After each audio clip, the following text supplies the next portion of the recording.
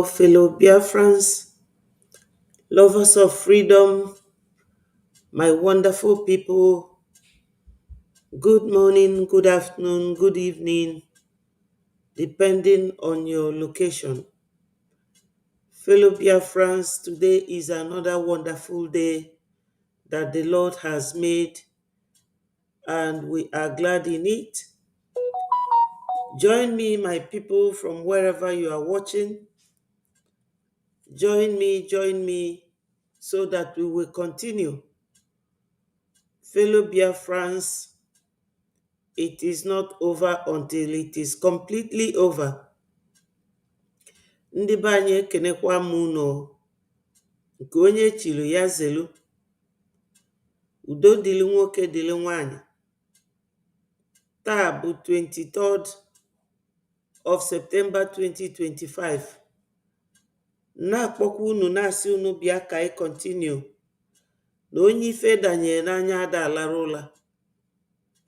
Join me, my wonderful people. Join me so that we will continue to talk about Biafra.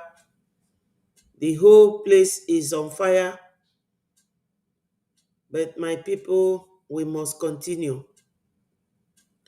Tupu nga n'iru ka m kpee ekpele, ka m kpee nke tata n'English. Father, Lord, my God, King of glory, I greet you, I worship you, I adore you, I glorify your name. Because, my Lord, you said in every situation that we must give thanks. And I am thanking you, Father, Lord, because you are worthy to be praised and glorified. Father, Lord, we Biafrans, we are always here calling upon you to come and join us, be before and behind us. Because, my Lord, we know that we are the children of Socio-political. We trust in you, we believe in you. We know that what you cannot do does not exist. In that light, my Lord, we are asking you to come and be with us. Our three leaders, their pictures are here showing. God, may you continue to shower all of them with your blessings. Give them the strength to keep doing what they are doing. And we pray that our leader, Mazen Nnamdi Kanu, be healed. Father, Lord, touch him with your holy hands and he will be healed. I also present to you, my Lord, General Butuzo, Commander Gentle, Angel Makeup, and all the commanders protecting and defending our land. What we are doing is not illegal. We are fighting for survival. We are fighting to defend ourselves. And we believe, my Lord, that you will continue to be before and behind us. All these prayers and more I say in the name of our Lord Jesus Christ, now and forever. Amen and amen. Thank you, Father Lord. Thank you, holy and everlasting God. Ise, Ise, Ise.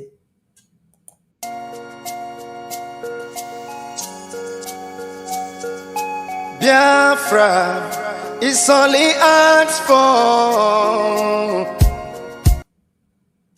Every night and day he's shouting and pointing to one direction. But his own people are blind and saying it's causing division. Tell me why someone who sacrificed his life for you and I. Tell me why out of sight has become out of our mind. He's asking for nothing and cares about not for these people emancipation. No.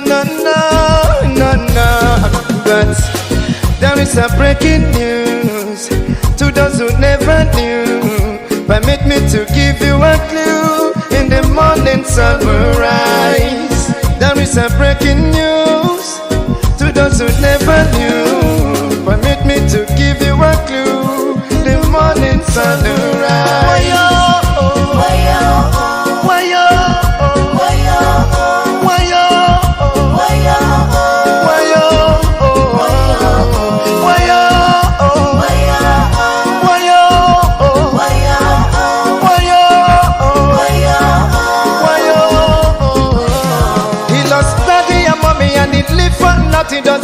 got nothing and abandon his family.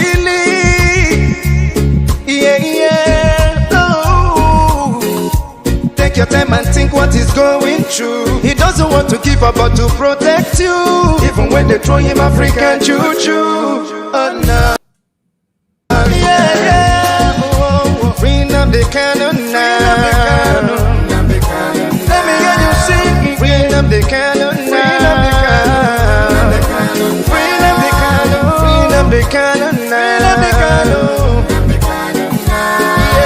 Bring up the cannon now. Why yo? Why yo? Why yo? Why yo? Why yo? You hate him because of envy. We love him, he's one and only. We follow him because he's ready to die for the freedom of his people. Whatever he said is a prophecy. Take it on, you live it, let you believe. He's so fanatical and ever ready to die for the freedom of his people. There is a breaking news to those who never knew. Permit me to give you a clue. In the morning sun will rise. There is a breaking news to those who never knew. Permit me to give you a clue. The morning sun will rise. Bring up the cannon now. Bring up the cannon now. Bring up the cannon now. Bring up the cannon now. Bring up the cannon now. Bring up the cannon now. Bring up the cannon now. Let me hear you sing. Everybody on my job is singing. Bring up the cannon. Whoa. Bring up the cannon. Yeah. Bring up the cannon. Whoa. Yeah. Yes, my people, wonderful Biafrans, lovers of freedom. Ndị be anyị, ụtụtụ ọma nụ once more. Hello, my brother Chukwudi. Ndewo, ndewo onye nke m. Daalụ for joining. Ndewo, my brother. You see, why I always start with this music is that it discusses and talks about our leader Mazen Nnamdi Kanu, who started all this and who created this awareness. And I will show you people a video where you will see and realize that Onyendu did not just only open our eyes and our mind eyes, that he opened the mind of many people all over the region. Many people. Before I will go to the main reason why I came here, there was this man that was talking to us about the protest they want to conduct on the 1st of October, the whole Nigeria, on behalf of our leader. But you will see that some Igbo people are saying rubbish. They are saying nonsense. They are not even mentioning the reason why we are fighting for our freedom. They don't even mention the name of those who are pushing us to our early graves. Somebody like Chetima and Gumi, Buhari, Malami, Nasser El-Rufai, Yerima Shetima, Garoba, Pantami. These are the men that I expect that Biafrans should be mentioning their names as the people who are destroying our society. But before I go there, my people, let me show you the reason why I put it that there's a reason why the Western community must recognize Biafra. So it is now my duty to do that, because in anything you have to talk about, you should let the people know.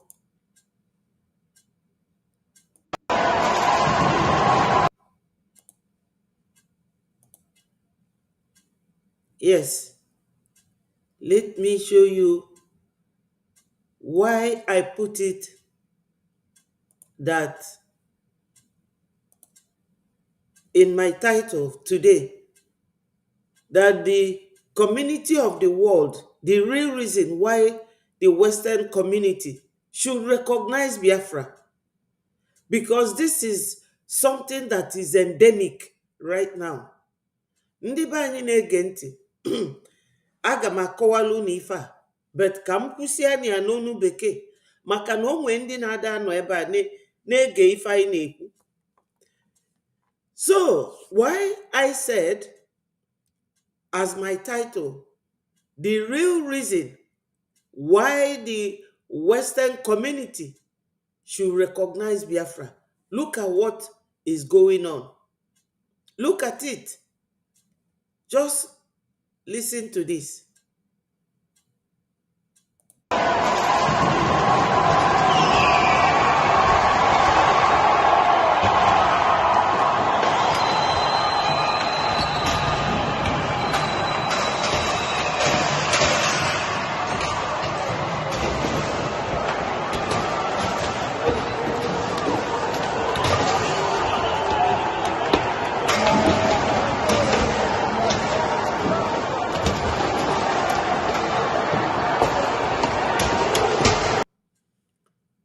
So, this happened in Italy yesterday by Islamic children protesting. Why? Because Italy refused to recognize Palestinian as a nation. Look at their protest.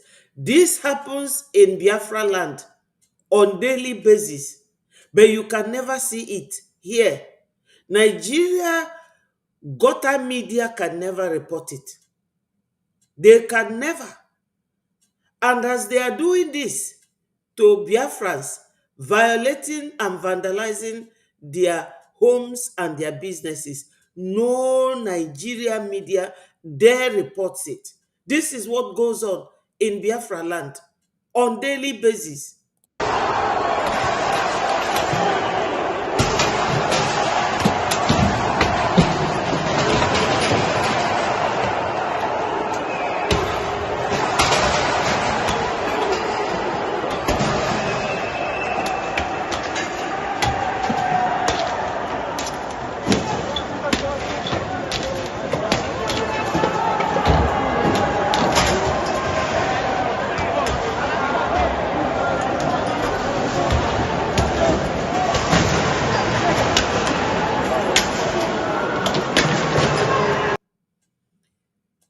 So, ndị be anyị nọ n'ụlọ, asị m ka m gwa unu nke na-eme kịta. Ife a na-eme bụ n'Italy ka ọ na-eme, and ife bụ eziokwu niile bụ na Italians enwero ife Biafra land nwere. Ndewo Stella, daalụ nwanne m, daalụ so much. I appreciate you. Daalụ. Italians enwere ife Biafrans nwe. Biafrans nwere oil na every state dị na Biafra land. Before enwete Zamfara gold na 2010, enwego oil na Biafra land na 1958. Ndị nwa bekee fa na ndị Nigeria na-egbu anyị, ndị mbi na befa, wee na wee bịa harvest banya bụ mmanụ na 1956 1958, 2 years after the discovery, wee lukwe 2010 oge afụrụ Zamfara gold. So that na Nigeria bụ a great country bụ Biafra. Na Nigeria na-eme ife niile fa na-eme with the Western world, Europe and America, but because of us. And nobody is talking about it. Nobody showcases what is going on in Biafra land on the media, not Nigerian media, not international media. So ndị be anyị ifugo ife melu yesterday na Italy ọ dị n'iru akwụkwọ kịta, mana ife niile na-eme na be anyị ị nwere ike ifu ya, enwere ike isi na a na-egosi ya anywhere. Nobody showcases it because ọ na ịbụ ndị ojii.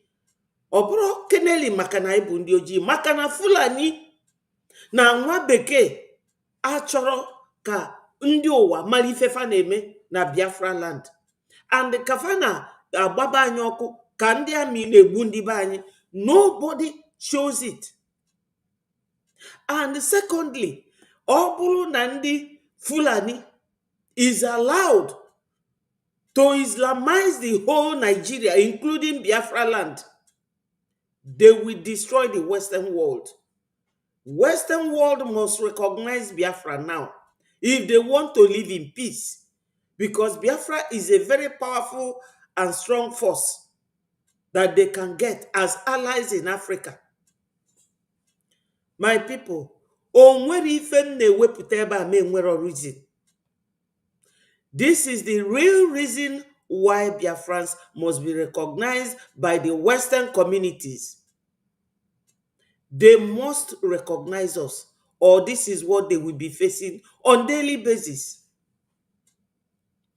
If you fail to join their religion, Ebegonu, you fail to recognize them, they will burn your houses like they are burning our houses on daily basis in Biafra land.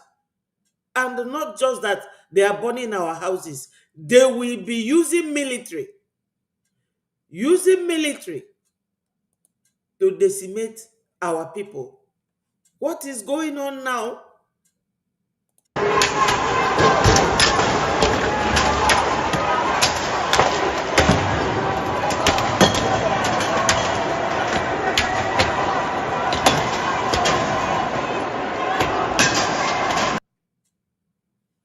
You see, what is going on now in Italy is what they have been doing in Biafra land. But nobody talks about it. Nobody talks about it. Look at here. Look at what they are doing here to the military.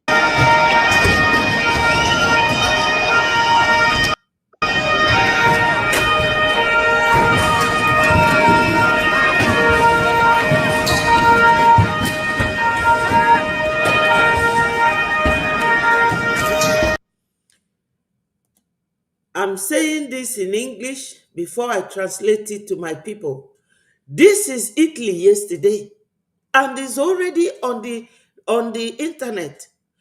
But this is what they do to my people on daily basis, and nobody reports it.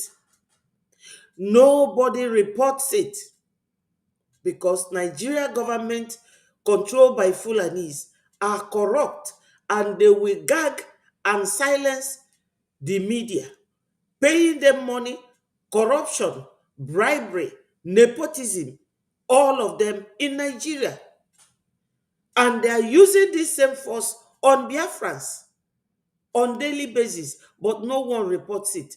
But look at it, just yesterday in Italy, it is already on the internet. And this is what the same group of people, the Muslims, do to us in Biafra land, because Italy refused to recognize Palestinians, and they are rioting. So you can imagine what Biafrans go through in the hands of the same group of people on daily basis, and nobody reports it. That's why the title of my program is that, yes, he said the real reason why Western communities should recognize Biafrans formed the BDF. You have seen it. I come here with evidence of whatever I'm reporting, because they will never report it in Nigeria, so that nobody knows what Biafrans are going through. This is why they are detaining our leader, while all the terrorists in Nigeria are being paid by Tinubu's government. So ndị be anyị na-ege ntị, ife m na-akọwalụ ndị mba ụwa bụ na enwelu reason fa ga-eji wee recognize ya Biafra, maka na ife a na-eme ebe a bụ ife na-eme na be anyị on daily basis, mana onwere onye na-report ya. Onwere media nọ na Nigeria na-report ya. But na-enye omenitly yesterday, today ọ gbago n'akwụkwọ onye ọbụla na-ekiri. And all the same group of people, religious violence, or ife a na-eme na Biafra land.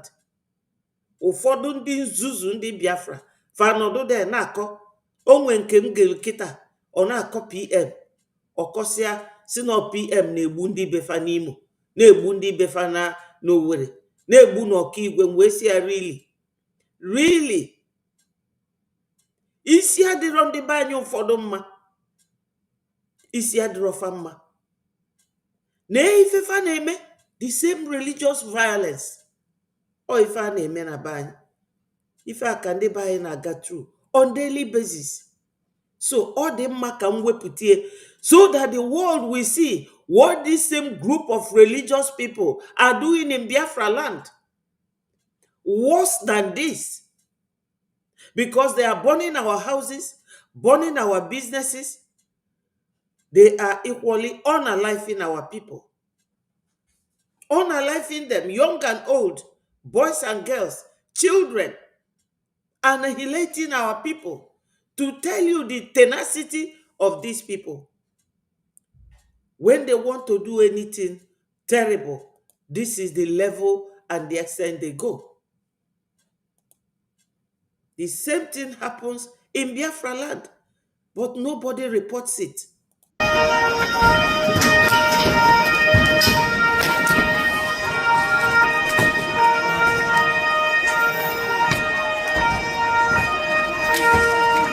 So people of the Western world, if you do not recognize Biafra, that will be a very powerful force. This is what you will be seeing on daily basis, because this is what we go through in their hands, annihilating Christians.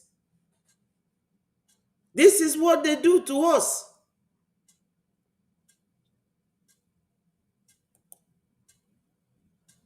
Daalụ Charles ndewo, Uchenna Enegido ndewo, daalụ so much. Ọ dị mma ka a na-atụ ndị ụwa ọjọọ anụnwa njọfa n'iru, ka a na-atụfa njọfa n'iru. This is what the Muslim children do to us in the name of terrorism in Biafra land on daily basis, but no one reports it. So Europe and America, if you do not recognize Biafra and they come to our land to possess and control our land, where we have high flow of mineral resources, oil and gas, everything you can name it, gold and everything, we have it in our land. That is why they are fighting us. This same fight is a very small one to what we go through. This is Italy. Biafrans have rich mineral resources more than Italy. More than Italy. So if you do not recognize us and they have to lay their hands in total control of everything. Western world, you will see more than this, because these people are very, very determined. You have to save Biafra. This is what is going on in Italy, and this is what goes on in Biafra land. Nobody reports it. Nobody. To tell you that recognizing Biafra, that will be a very powerful and strong force, is your option out of all this mess.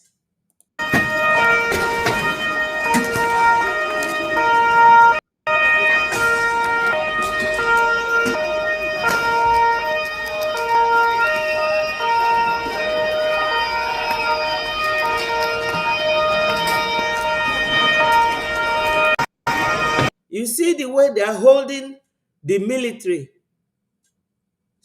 They are holding siege, holding them. They are not letting the military do their work. That is what goes on in Biafra land on daily basis. No one reports it. Nigeria, controlled by Fulanis, will never allow the media to record this type of thing, cover it and show it. No, but we must be showing it. Worse than this happens in Biafra land on daily basis. It happens. And we have been crying out to the world to come to our aid, and they are joking. These people, this religious fight, it will never end. They are determined.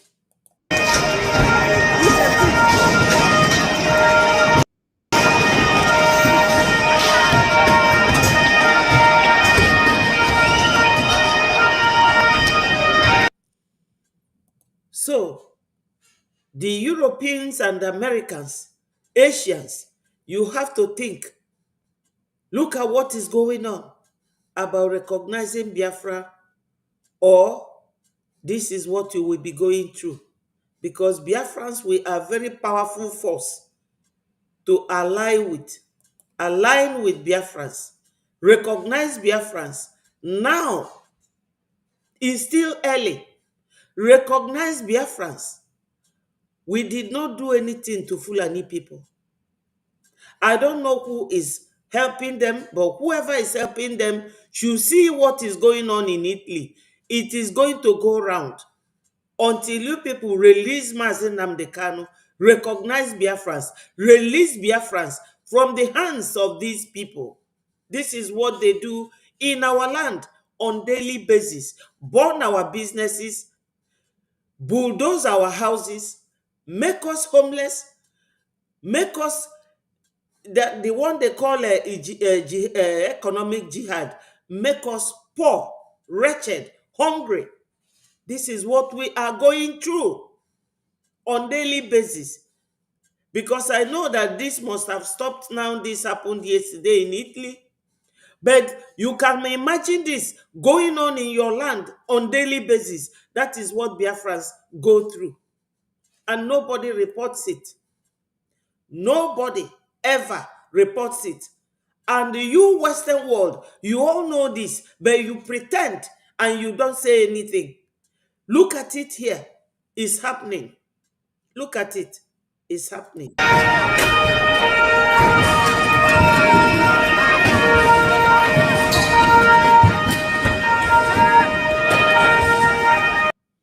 So, as my title go, this is the real reason why the Western world should recognize Biafra. Because they are tenacious, they are serious, they are determined above all. Because what they are doing is capable of unaliving anybody that is standing in front of them. You can imagine what our civilians go through in the hands of Fulani military, Boko Haram. They will tell you that they have repented. This is what we go through. So, my people, we have to move on. We have to let the world to hear our voice, to know what we go through.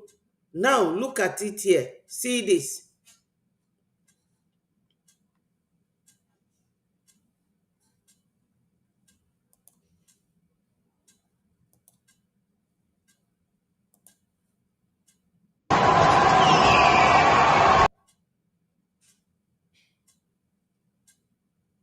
I cannot enlarge this one.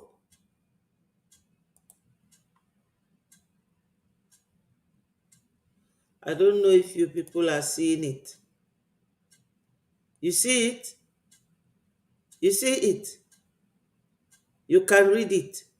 Muslims have killed 613,000 Christians in Syria, 380,000 Christians in Yemen, 240,000 Christians in Afghanistan, 500,000 in Sudan, 300,000 in Iraq, and 62,000 Christians in Nigeria. Who are these Christians they are killing in Nigeria? Biafrans. These are Biafrans. So, my people, we really and truly have to tell the world. So, before I go ahead, let me play my usual jingle.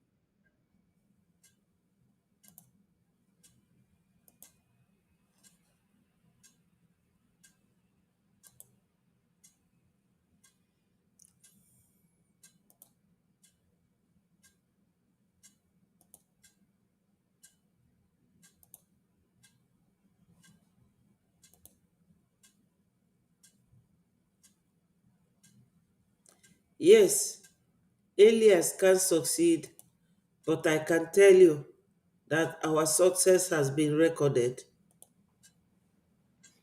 Elias, come close, let me tell you. Stay away from Biafra. You can't succeed. Elias, come close, let me tell you. Stay away from Biafra. You can't succeed. A different breed of Biafrans that understood how the Fulani terrorist cabals and Nigerian government works. So when you see the criminal ex-Brigadier cabinet members, the criminal lobbyists that are parading with them in the name of trying to restore Biafra, Biafrans already stopped them on their track. That is why they don't go. They can't move anywhere. Not when some of us. Not when some of us. So Nigerian government, I promise you today, the money you are giving to the is a waste because they cannot go anywhere. They can't go far. Once they take one step, we are taking 5 steps ahead of them. Yes, if we take one step, they will take 5 steps ahead of us. Terrorism is English word. Sabotage is English word. They all know what sabotage means. That's why the lobbyists took us to White House on the 18th of September 2025, a historical and remarkable event, and they did not ask you where is the DPM of USB, but they listened to the APM of Breji. That's why. So, Biafrans, we will continue. These people, they will not do much. They are trying. to do the bidding of their Fulani masters, the People's Club of Nigeria. But they cannot go far, it's a promise. So, fellow Biafrans, I have to acknowledge all of you that is here. Chukwudi, ndewo nwanne m, Stella Isaac, daalụ, Uchenna Enegido, ndewo, Charles Oji, thank you so much, and Rage and Fury, thank you, Benjamin, ndewo, thank you, and my sister, beautiful sister Chinenye, daalụ so much, daalụ. Thank you for joining me. My people, you know our rituals in this program. Like and share. Subscribe if you haven't to Betifor TV. Ka anyị na-agakwanu n'iru. So, ndị be anyị, ife m wepụtara today, ife m wepụtara bụ na ọ bụ na before mee program, ana m achọ ka nje na Twitter handle our Minister of Information, because no nyanwa bụ onye na-agwa anyị ife anyị na-eme kịta, nyanwa ka anyị na-eso n'azụ, so that ka ị ghalụ ije welu program ọ chọrọ ka anyị uzo welu mee program. So nje na his Twitter handle wee for this Italian rioting by Islamic children, protesting that Italian government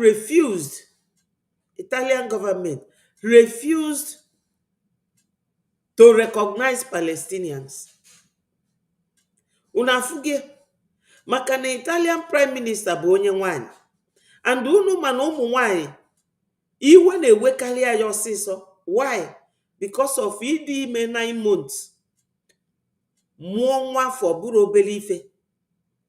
Ọ bụrụ ọgụ nne na-agbalụ nwa. So anybody nọ n'ụwa bụ nwanyị bulie n'afọ wee mụọ. Unless ma na onye anwa bụrụ a human being. Unu na-aghọta the feelings. Maka na nwanyị a o nwere uche wee malụ na ndị a na-akpụ isi anị na fa bụ ọnwụ na-egbu ụwa niile kịta.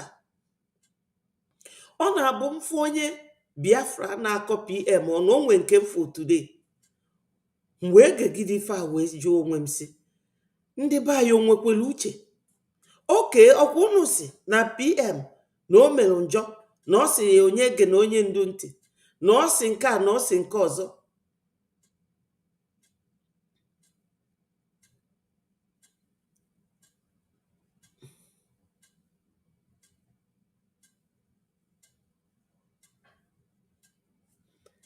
O nwekwa onye Fulani nọ here, ka m block godie first.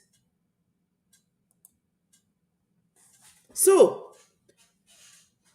ife niile na-aga, onye be anyị ewelite ọnụ wee na-akọ PM, wee na-akọ ya ọnụ. Okay, unu si ka ejidie tụkwuzie nya nga. It has all happened for you people. Ngwa unu enwegozi peace. Fulani ọrapụgo unu.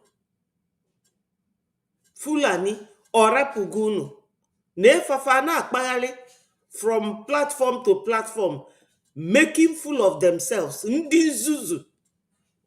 I nwere ike ịnọkọta ka ifu ka onye Fulani, maka na it's true na fa na-ebi n'ọfịa, mana some of them na-agụ akwụkwọ. I nwere ike ịnọkọta fu ka ofu onye Fulani pụta wee mee ihe ọnụ kọọ Buhari ọnụ, ma ọ kọọ Shetima, ma ọ bụ onye Yoruba apụta na-akọ Tinubu, even though na Tinubu abụrụ Nigeria na onye Gambia.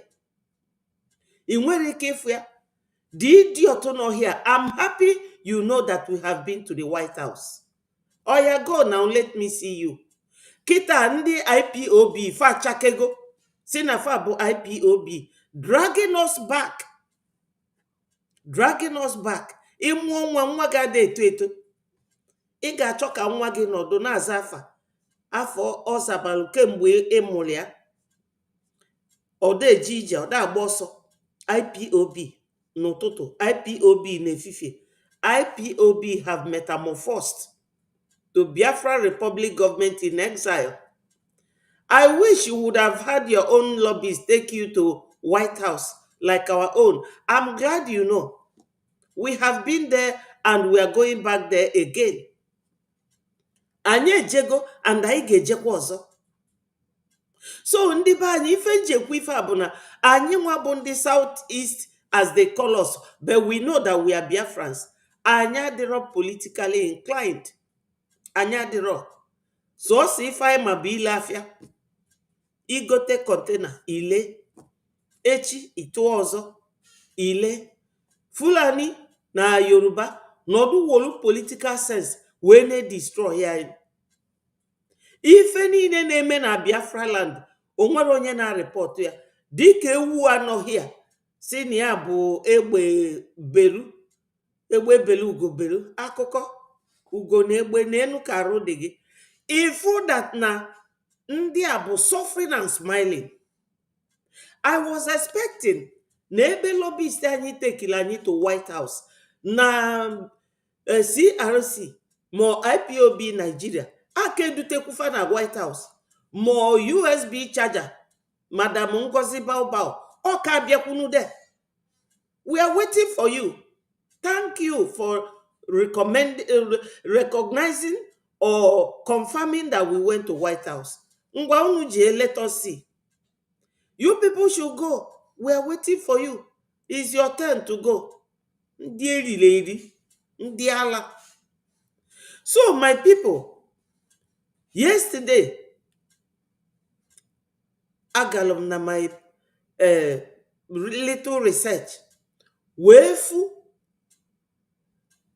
interview PM, our Prime Minister Mazi Simon Ekpa mmeji buago. Onye ilo si na ọ dịrọ nkọ. Ebo mele onye ndu interview. Ife niile onye ndu kwuru de. Mana tupu na-aga ebe afọ, o nwelu breaking news. One of our brothers a na-akpọ Okocha Marcel, o nwe news obulu. Achọrọ m ka unu ga-enya bụ news. Achọrọ m ka unu ga-enya tupu aya anything.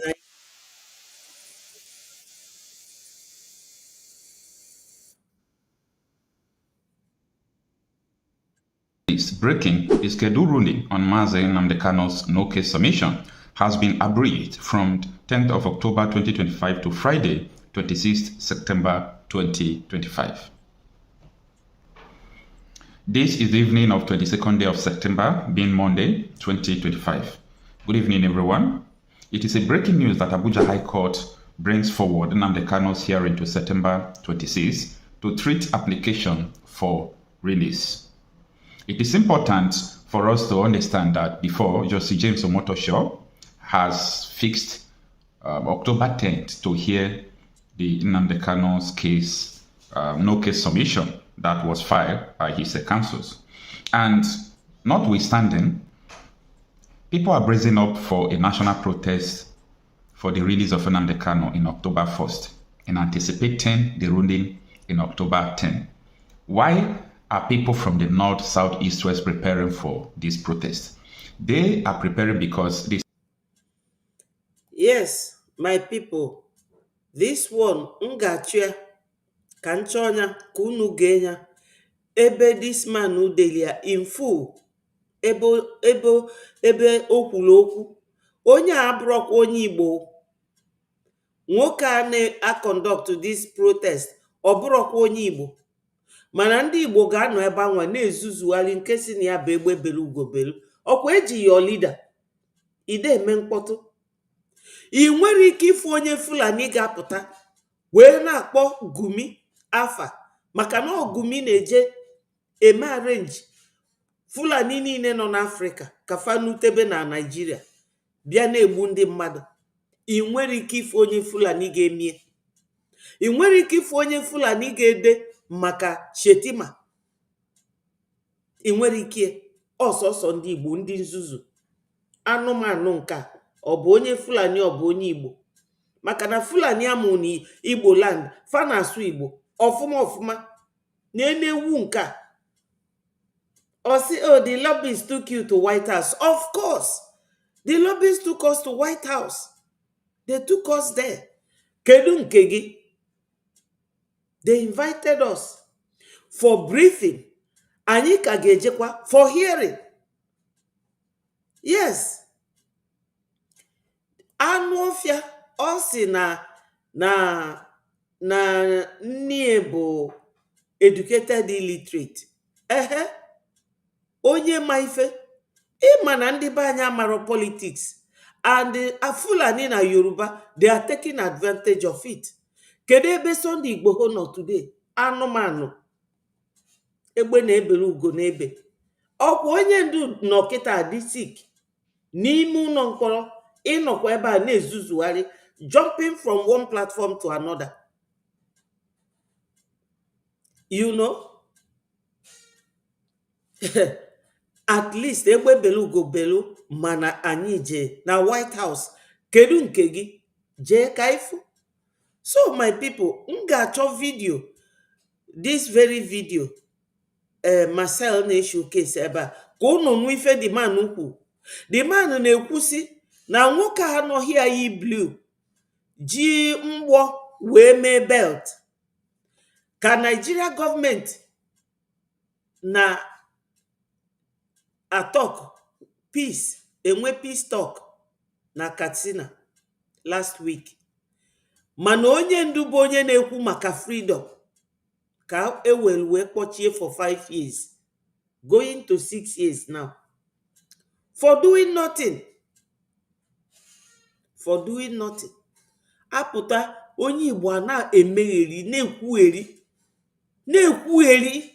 Ị nwere ike ife onye Fulani ga-blame these their leaders na-achị ndị na-egbu mmadụ ka etu esi achị efi. Kita a ga-eme donation omeme, a ga-achọ ka eme ife ka Biafra na-aga n'iru, ome tinye ọnọdụ na-akwụgharị ka ozu akwara akwa. Amara m ife na-eme, amakwa m na Igbo dị like this. So ka m gwachakwa unu nke bụ eziokwu, nwoke a na-eme protest ọ bụrụkwa onye Igbo ka e wee relizie Maazị Nnamdi Kanu, mana onye bụ onye Igbo bụ ịkọ ọnụ sọsọ ka ọma. Ya bụ ebe our wisdom lu na ịdị wise na ịmaka ife bụ ịkọ ụmụnne gị ọnụ. Ịrapụ ndị na-achụ unu, rapụ fa kpata. You will leave them. Ị na-akọ ụmụnne gị, mana o nwekwa ndị na-egbu unu. Egwu amekwe gị. Ijụla anya oyi ka ewu akpọrọ ọkụ. Ị nwere ike ikwu okwu about them or tell the world about them. Or ị na-jump from one platform to another. Onye nzuzu. Let's continue to listen. They said they have seen what is going on in Nigeria, that the government is not sincere. How can a government be negotiating with terrorists, be paying terrorists, allegation here and there that Tinubu has put bandits under payroll? So Nigeria as a state is now breeding terrorists. So people are asking, even though Nnamdi Kanu is, innocent, and people have seen that a lot of things going on is not from his own negligence, why are you still keeping this man and nursing terrorists? So that is the sole purpose of the protest that is coming up October 1st. Little do we know that the Federal High Court, have another plan. So instead of October 10, they are bringing it back to the 26th day of September. I'm talking about this week, Friday. Yeah. So this week, Friday will be the case. Now, we have... Ndị be anyị, unu ga-afụ another judicial catastrophe. But a judicial catastrophe as such, because na Nigeria enwero judiciary. Fa nwelu mana fa ncha na ezuzu. The judiciary bụ ife ndị gọọmenti gwalofa ọ bụrụ na obodo oyibo ebe a na practice real law enwere ife a na-akpọ judicial independence. Judicial independence ife ominu bụ that na gọọmenti enwere ikike ịgwa ndị court or judges what to do, because that time you will be violating justice. You will intend to blindfold justice. So the judges, the independent of the executives, ndị bụ lawmakers, the judge is there to interpret law the way you have made it. And you cannot tell him, oh, interpret it this way. No. Onya kafaji nwe ifefa na-akpọ statutory interpretation. Emere anya interpret etu afasi we kwuonya. They cannot come back and say to the judge, oh, twist the hand of the law. No. Nigeria enwere ya. Onye ndu onye ọbụla tụkwasịrị obi now, no 10th of October bụ ikpe onye ndu. Kita afasizia no 26th. Onye ma nke fa chọrọ ikwu. Every judge fa wete there. Onye anwa ga na dance to the tune of Nigeria government, not to the tune of the law. Justice, proper justice. Or if I na-ekwu etikwu oge ọbụla, onye ndu bụ my leader, and I will always talk about anything gbasatara onye ndu, because no nyanwa meghelu the whole world, meghe the whole Nigeria, meghe the whole Biafra, meghe the whole Oduduwa anya, meghekwuo ndị Hausa anya. O nwere ife wona Hausa man kwu here, ọ bụ na nwe chance nke wepụta ya ka unu. Ife onye Hausa kwuru, onye nke a na-eme this boy gosi here bụ onye Edo. Una anụzie ife onye Hausa kwuru, wee nụ ife ewu akpọrọ ọkụ asị na ya bụ egbeberu n'ọhịa na-ekwu. Eji your leader na-enye otinye Biafra flag with a PM's picture wee na-akọgheri onye ala. This lobbyist ọrụ PM kpọtara ya na picture PM ka itinye here as your cover picture. Unu niile ife niile PM dobe unu choice kata. Ibu educated illiterate, ibu illiterate. Ịgụrụ dị chacha, ị nwere ụbụrụ. Maka na Fulani ka gị mma. Ọ bụ na PM n'oge ejidere onye ndu na PM jeje relax ya na jump from platform to platform etu unu si eme. Anya melu ebe ilu today. The world will not take us serious. PM asị na ya ma na-eteki instruction from onye ndu. Ụmụ ewu, you people misinterpreted it. That no na-enupụrụ onye ndu isi. Ka onye eji ga-esi na-enye gị instruction ị na-ewelu. Ị nọ there with the person. Ịma mo oge awa ndo Ifeanyi Ejiofor so wele onye ndu. Ifeanyi Ejiofor pụta osi unu na onye ndu si nka, ma nke onye ndu si ma nke onye ndu asịrọ. Ị mara na onye eji dị detained na anything ikwuru gbasara afịa eweli ewega ebe ọ nọ weli na-ekpe ikpe. Ndị nzuzu unu adịrọ politically inclined at all, and adịm ekwe with apology or remorsefully. No, ana m ekwu emine ya maka no ife unu bụ for real. Unu amaro maka politics, unu adịrọ diplomatic at all. Ọ dị ka etu a PM eji PM eji kita anọkata APM abịasị PM si nka PM me nka PM. You can't do such a thing maka na eji because the more thing ị na-ekwu wee na-ekwu gbasara afịa, the more a na-edite na onye afọ ndị eriri na ndị Yoruba fa kpọpụtago Sunday Igbo n'ọdụ na ebe a mebe onwe na akaje na-agagharị. You can never see a Fulani man criticize Shetima, more criticize Gumi, more Nasser El-Rufai. Not at all. Or Garba. Mokwano anokata fakboba Sokoto Caliphate. Si no melanka no kunka. Mana unu bụ ndị Igbo ga-ekwugide kwuru onwe unu tinye na nsogbu. Onye eji ka mmadụ na-asị na PM si na may take anything from onye ndu no na detention. Of course, because you will be doing him favor saying that, so that kafaga lima no nwezile anything onwe with if I name ka release anya osiso ndị enwere uche. Ọ na-ewute mma mfu ka ndị be anyị si ezuzu like this. You have to understand this very well. Aloy Jimako posted this thing you are seeing. That is a notice. The notice was, it reads that in the Federal High Court of Abuja, hearing notice. So the notice is of the hearing that was scheduled on 26th. That is this Friday. And if I can read some things here, it says that the course will be transferred from the general course list to the hearing paper for ruling the 26th day of September 2025, 9:00 a.m. That is 9 o'clock in the morning. Now, it says in the aforementioned and will come on to be heard on that day if the business of the court permits, or otherwise on some adjournment day of which you will receive no further notice. If either party desire to postpone the hearing, he must apply to the court.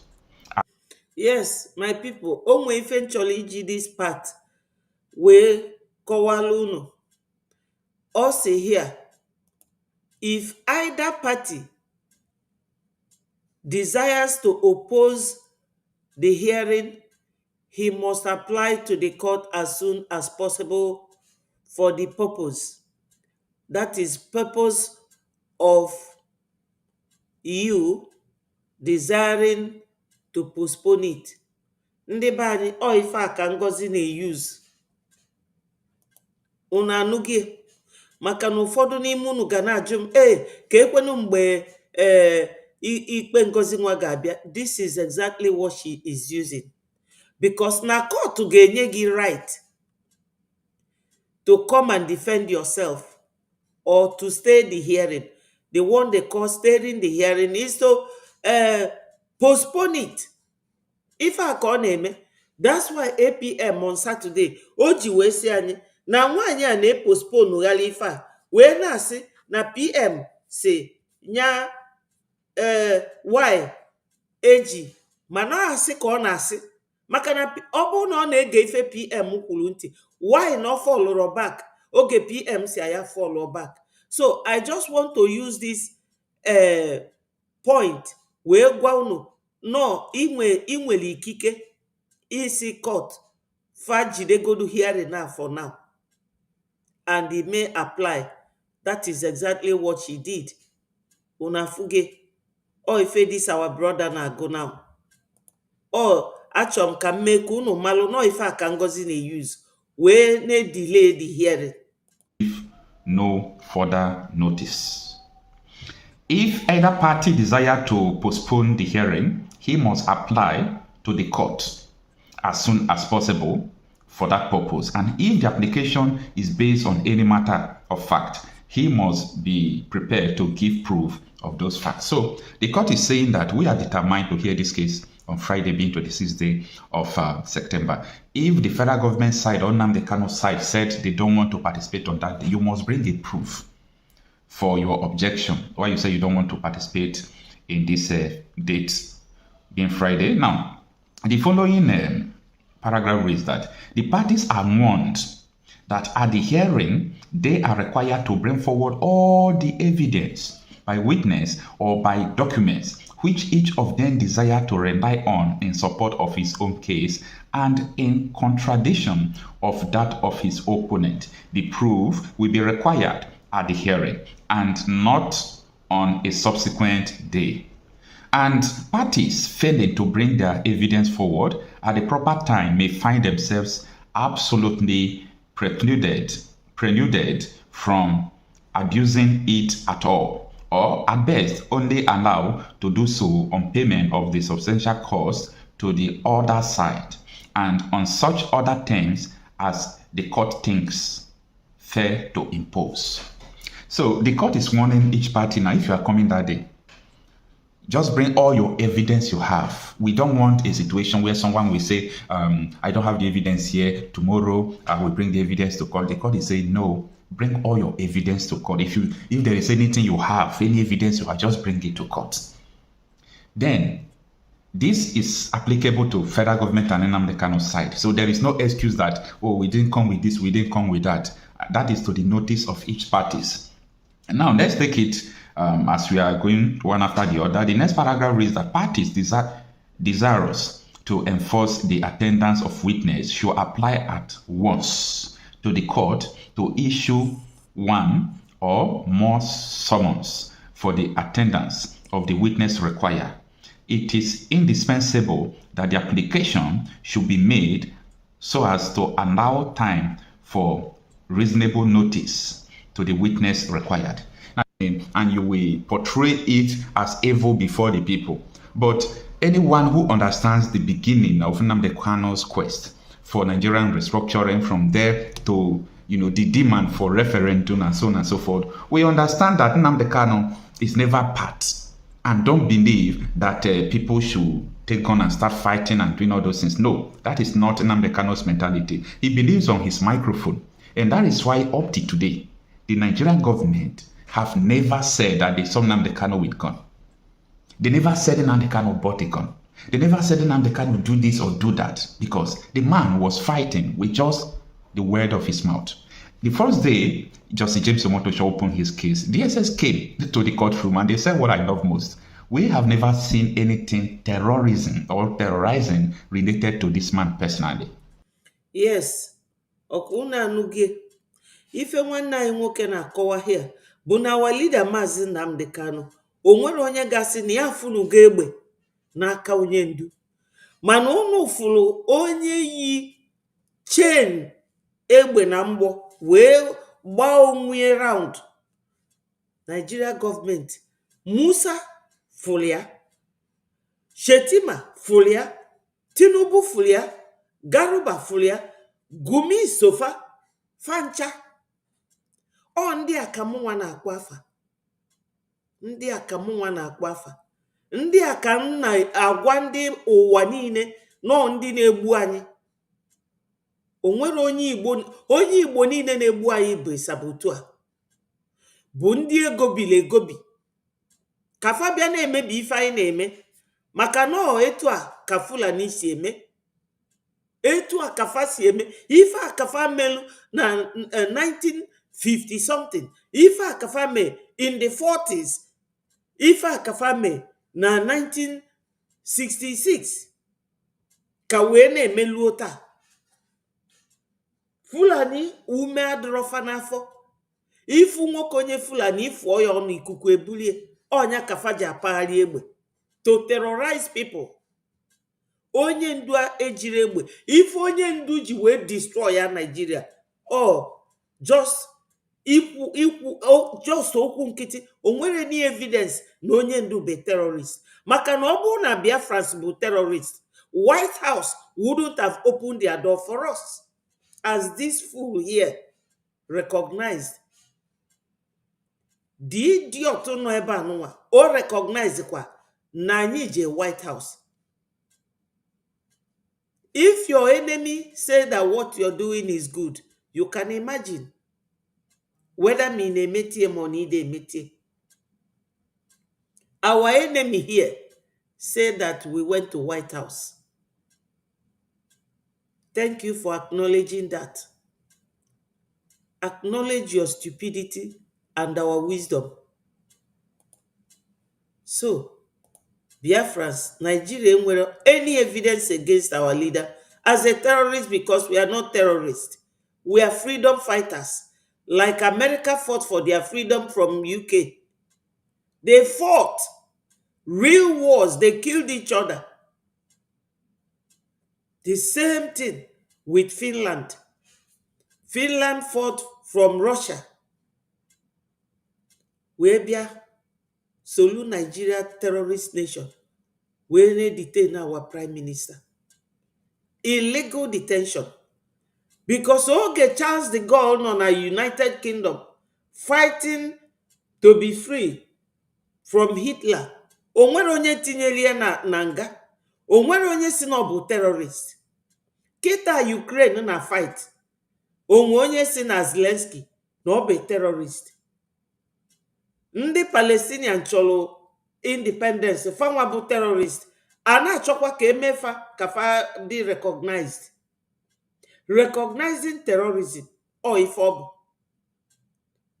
Una fugie onye ndu onwere any evidence against him. None. So the whole case they tend that is a proxy case. He made a broadcast. And we believe that because of the broadcast, people do this. We believe because of the broadcast, people do that. That is the case of Nnamdi Kanu. So it's a proxy case. So, knowing all these things, the importance of Nnamdi Kanu's release is that don't let anybody deceive you. Without Nnamdi Kanu's release, there will not be a peace or, let me say, security in the Southeast. This is because a lot of people are lying in the name of Nnamdi Kanu. A lot of people have deceived so many people because of, oh, Nnamdi Kanu must be released. If Nnamdi Kanu is not released, this and that. Do you people understand? Unama. Nandi Fulani bina obize. Ndi Fulani. Nnefa na nnafa no balode so many years ago. Unu nafa na faji Igbo atu inu. I see yes. Fana si no. Apụtasị na ndị Igbo. Igbo na-asụ Yoruba. Igbo na-asụ Hausa. So, onye Igbo jezie na Yoruba land. Je na-egbu ndị Yoruba. Ogbusi afọ sụọ Yoruba. Isizia na Yoruba na-egbu onwefa. It's a lie. Ndị na-egbu anyị bụ Fulani. Wita Saridokuba. Ngozi Ora bụ Fulani. O onye Fulani ka ọ bụ. Mana ọ na-asụ Igbo fluently. Ọ na-eyuzu katapila wee na-egbu ndị be anyị n'Ọkigwe. Ngozi ọ na-asụzi Igbo. Na-azakwali afa ndị Igbo. Ikekwa na amụrụ ya n'ala Igbo. Mana ọ ndị Fulani bụ parents ya. Ike Nwachukwu ọ dazazi ike. Ọ bụrụ onye Fulani mụrụ ya. The same thing with Hopeless Uzodimma. Mana ị ga-asị, oh, Igbo is killing Igbo. It's a lie. Mmadụ dịka Gentle enwere ike lift aka ya n'ụwa si ka ya gbuo onye Igbo ma onye Biafra. Maka na gịnị mee?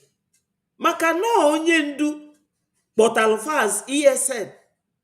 And oge anyị na-eje declare Biafra, they have to now turn to Biafra Liberation Army. Because that is one of the criteria for us to be recognized as a nation according to Montevideo Convention. Maka na ndị nzuzu a na ebe a na-akpagharị onwere ifefa na aghọta.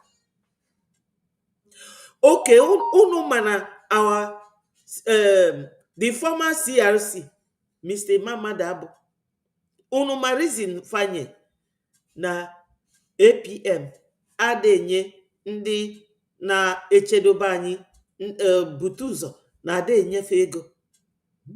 Na-eji ego na-enye ndị lobbyist. Unu afugie ife a bụ flimsy excuse.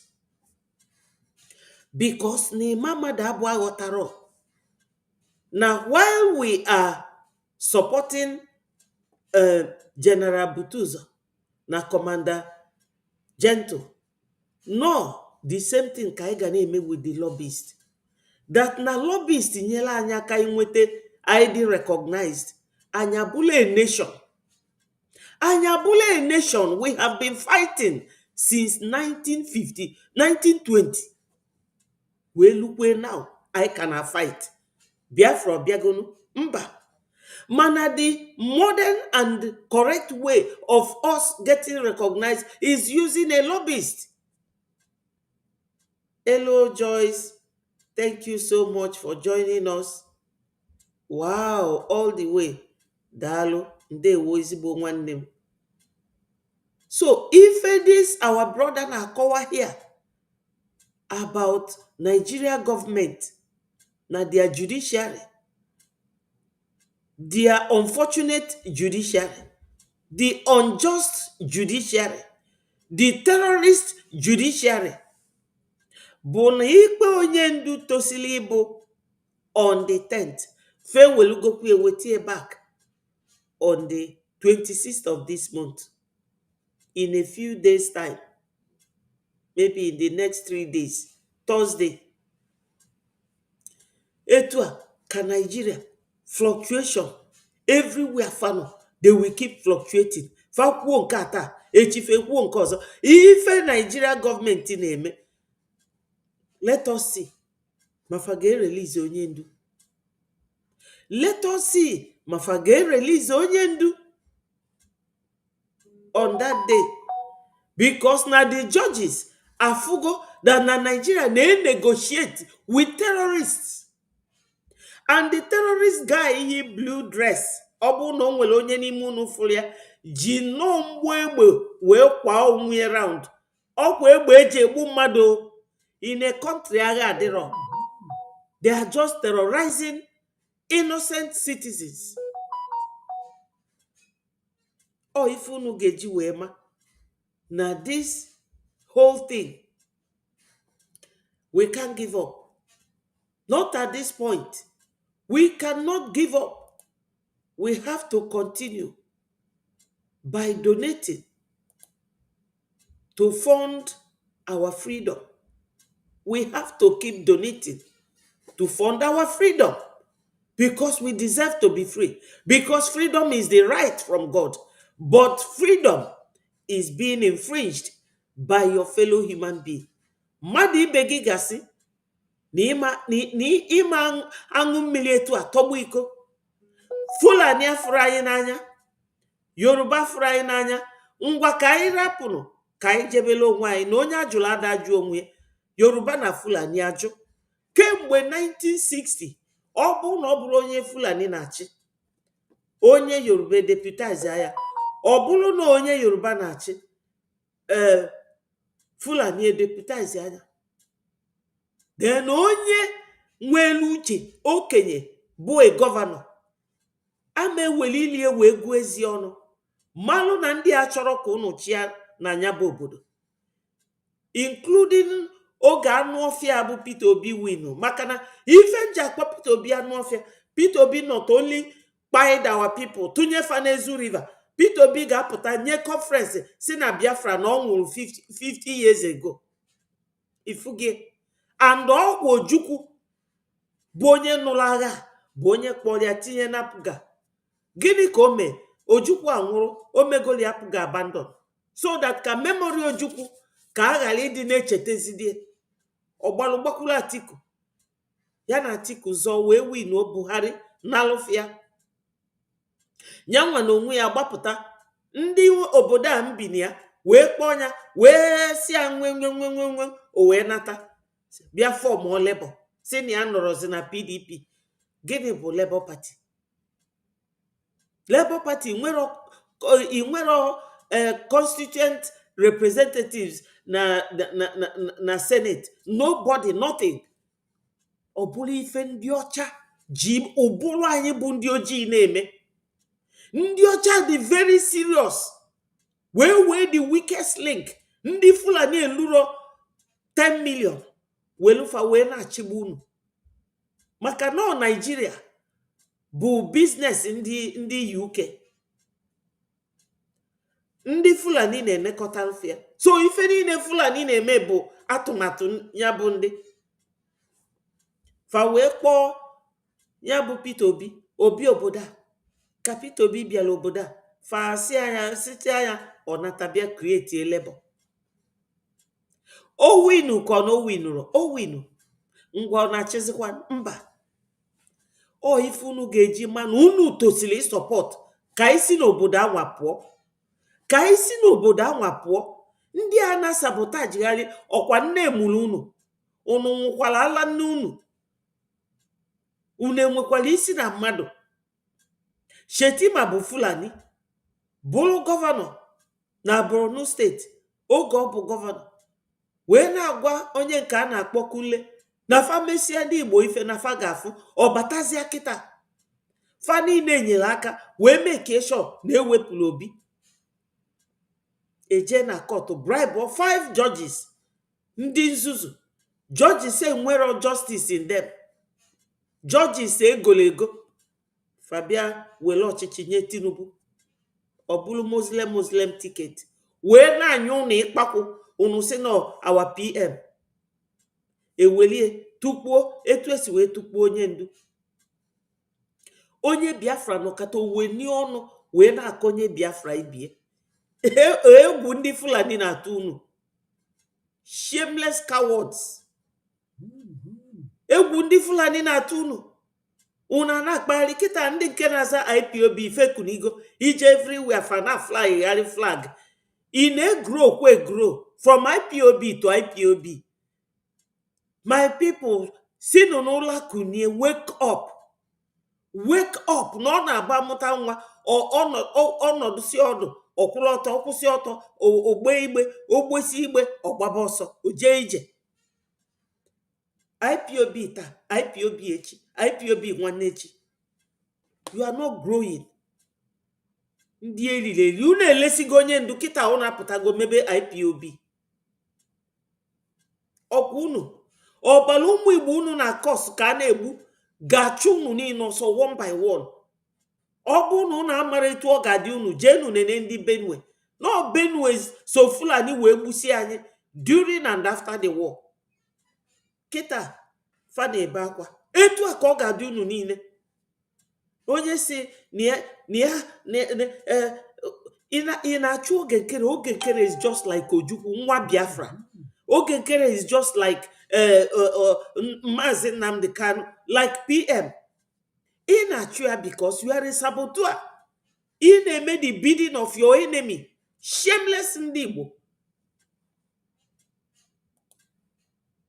Ndị Igbo ma maro ma mụrụ amụ ka fasinenu wee daa ndị enwere uche. Ị nwere ike ịfụ onye Fulani ka onye Fulani meghele ọnụ na-akọ Shetima ma Ogumi. No, they don't do it.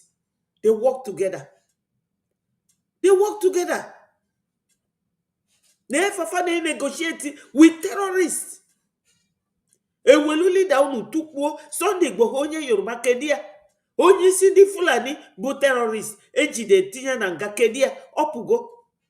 Onye nke unu nọ de unu na-eme mkpọtụ unu dị wise. Ama maybe wisdom unu anwasi. Because you are so foolish and stupid. Unu enwere ike iso nwoke mmadụ wepụtelu his time. Paul unu na-eje White House, na-eje na-emitigharị all these American congressmen on your behalf. Ụgwọ unu ji nya bụ nwoke ego boro nyere unu aka akwụrọkwu anya. Daalụ Kiru, thank you so much. Thank you my people. Lotakwanu na unu ga na-click the like button. Onye aka subscribe to Beti4 TV, please do so. Just click. It doesn't cost anything. We need as many people as possible to subscribe to Beti4 TV. Biafrans, we are many. Let us do it. So there are a lot of things going on that is not from this man. This man is a man that people respect. People respect this man. People believe in his word because of the light he has thrown. Almost everything he said has come to pass. So he knew what he was saying before that made people to believe him. And let's get the fact there. Some people said, no, Nnamdi Kanu people are the one terrorizing. I laugh. You see, one of the greatest things to understand in Nigeria is the foundation of insecurity. If you get to understand the foundation of insecurity in Nigeria, you will not think the way the masses think, the way the public think. Anybody committing crime should be held accountable. I'm not. Yes. Foundation of insecurity bụ ife nkwu. Shetima oge ọ bụ gọvanọ na Borno steeti. Ọ sị na fa ga-emesi ndị Igbo anya anụ. Shetima bụ onye isi ndị Boko Haram. Shetima, Gumi, Malami, Pantami na Buhari fa form Boko Haram. Gịnị bụ Boko Haram? The meaning of Boko Haram for the Western journalists that will be listening to this. Boko Haram means Western influence and Western education is a sin. But they wear English style dresses. They carry English arm because, especially Nigeria, Nigeria has where they call Ajokuta steel industry. They have steel where you can go and mine steel, use it and build or manufacture gun. Nigeria cannot manufacture toothpick, common toothpick to pick your teeth. They have oil, but they go borrow it. They don't know anything. The only thing Nigeria knows is terrorism, killing innocent people, unaliving pregnant women, unaliving children, innocent children. That's the only thing Nigeria knows how to do. Yes, they are the root of insecurity. Shetima wangled his way and became the president of Nigeria because Tinubu is not the president. Tinubu is there to recover the money he spent to bring Buhari.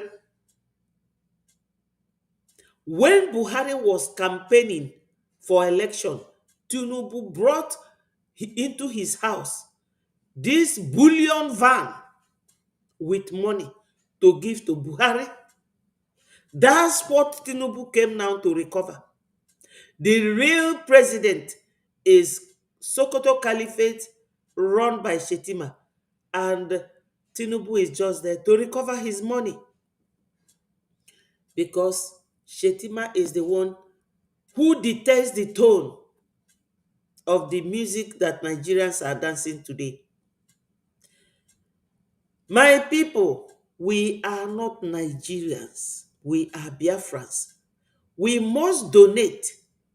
Donate no matter how hard it is for us to live. Our forefathers, they swallowed their lives in their stomach in 1803 and jumped into the ocean in Georgia. And they say they can never be slave to anybody. Why can't you swallow your own life, your own debt, everything, and donate for us to leave these people? Because do you know what? They call you infidel. They call you their slave.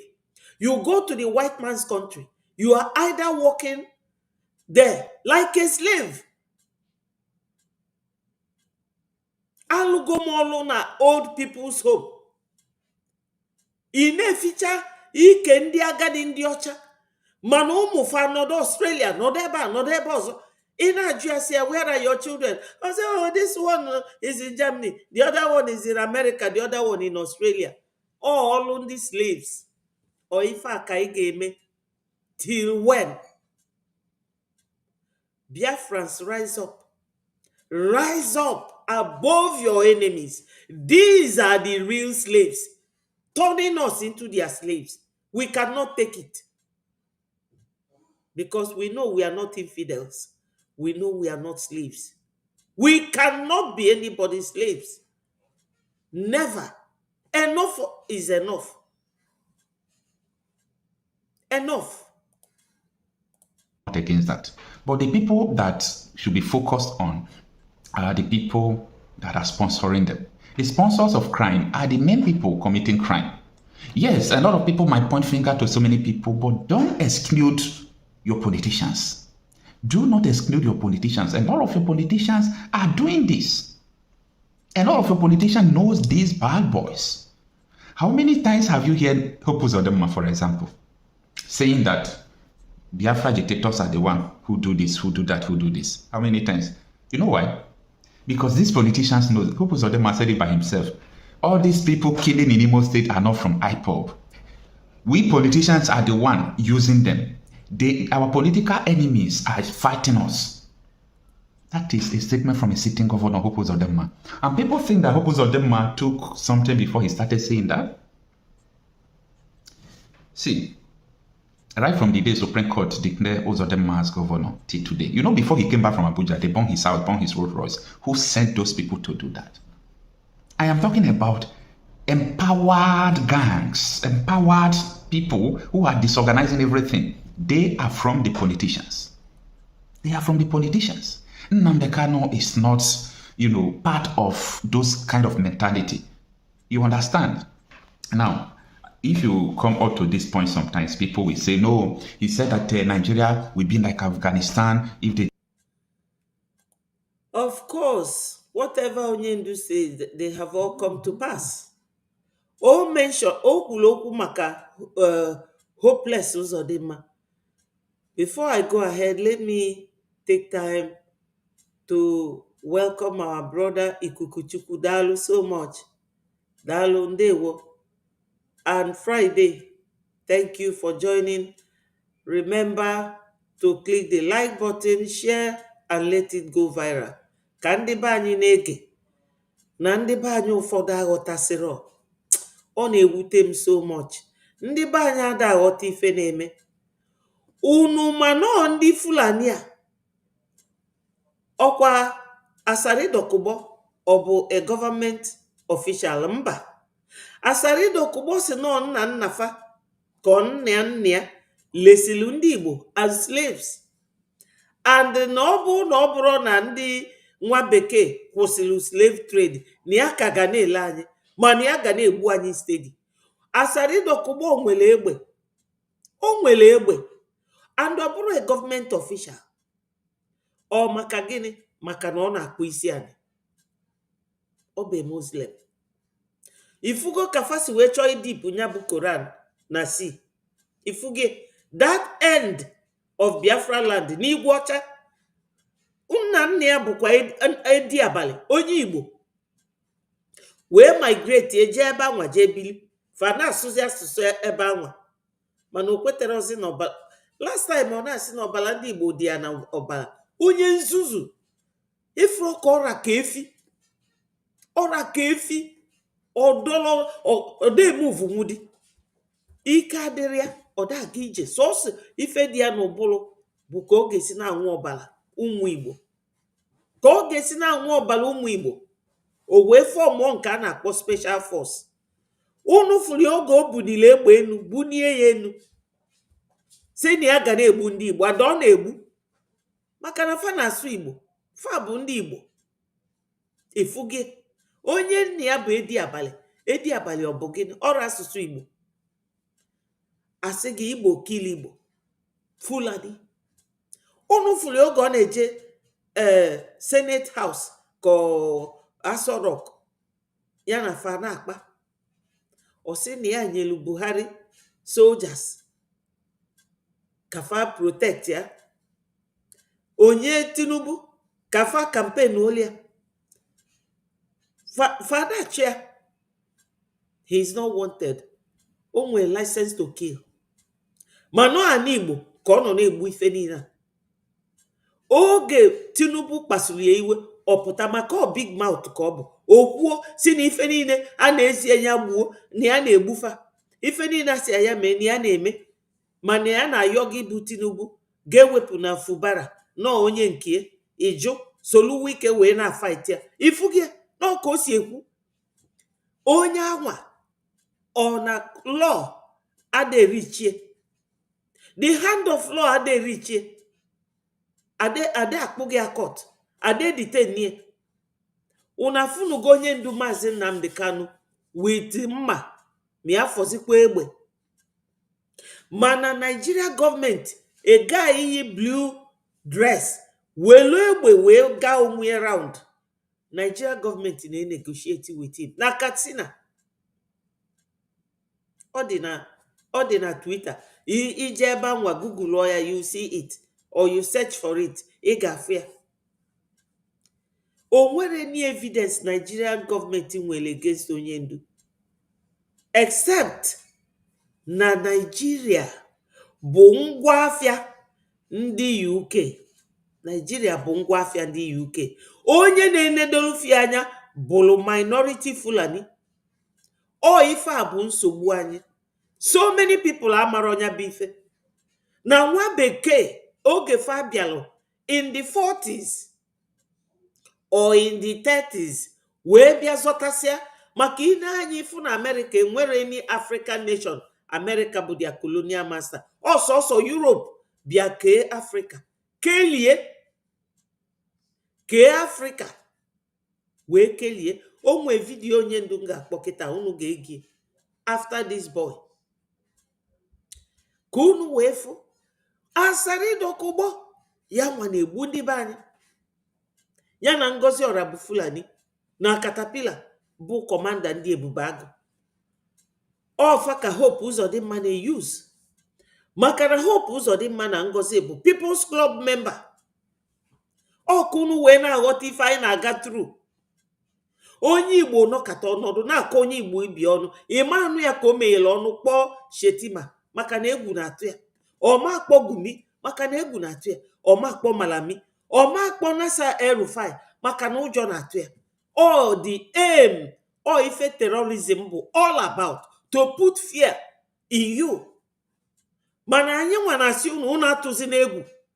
Na vidio m gosili unu ebe a, na eda vidio kedie na vidio, this video geni ya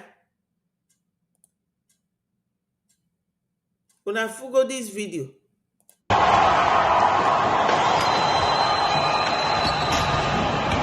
Una fugo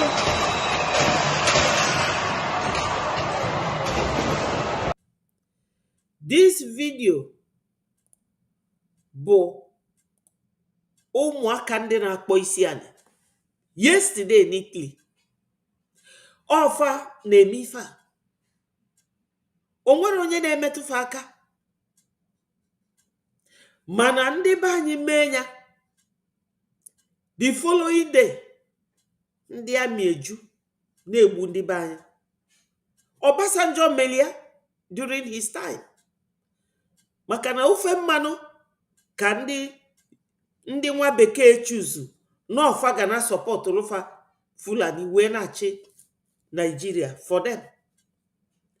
Kemgbe mmanụ ji dị discovered 1956, eluo 2 years after 1958, famiba mmanụ, nwa bekee akwụnụrụ penny maka mmanụ dị na be anyị. Fa na-ebu eti today free.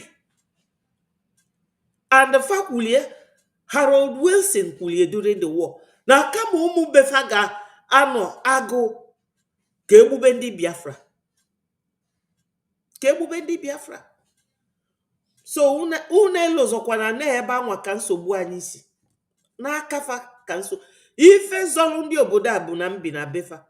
Ọ bụ na mebiro na befa arọmfa ka onugbu with ọnụma, mana ebim na befa. Ịma nọ be mmadụ na-achị okwu. These people femego anyị ife. Ife a mee n'Italy yesterday, mụ nwa na-ekpe ekpere ka o mee na befa, maka na ọfa ji onye ndu. Onye ndu bụ onye befa jire paspọtụ befa, mana fa chọrọ ikwute okwu onye ndu cha. Mana oge nna practice, nwatakịrị onye Pakistan, nne ya kpọrọ fana abọkpọ na Pakistan, si na ya chọrọ western civilization n'aka ụmụ ya, wee dobe fade chelu paspọtụ wee nata. The case dị on. Ụmụaka wee jebe n'embassy ndị nzuzu a, wee kpọrọkwafa wee kpọnata obodo a, mee paspọtụ ozugbo na data embassy wee chinyefa, wee bịazie hia wee kpụrụ nne na nne ya na-apịafịa. Ndị obodo a bụ ndị ọjọọ all over the world. Etu a ka akafa dị everywhere. Ọ bụrụkwa na fa na-eje with sweet mouth, no force. And all force anwa ka Chukwu ga-eji wee wepụ anyị n'akafa. If force ọkwa afa yonda America, mụnwa dị sure na America ga-recognize nata Biafra. Because ndị ọcha chọrọ affiliation with Africa. Fama no Africa ka Chukwu dobelu blessings, all the mineral resources. Onwelu nke dị na befa mụnwa amaro. Gịnị ka ndị obodo a nwee abụrụ potato na onion? Ọgwụcha ifefa na-akọ. Ndị Chukwu bụrụ ọnụ. Kama ị ga-abịa iwere ife mmadụ with obi ọcha na ọnụ ọma ọ bụrụ igbu onye anwa ife dị na Fulani na-eme unu mana ndị obodo a si Fulani fakwụsị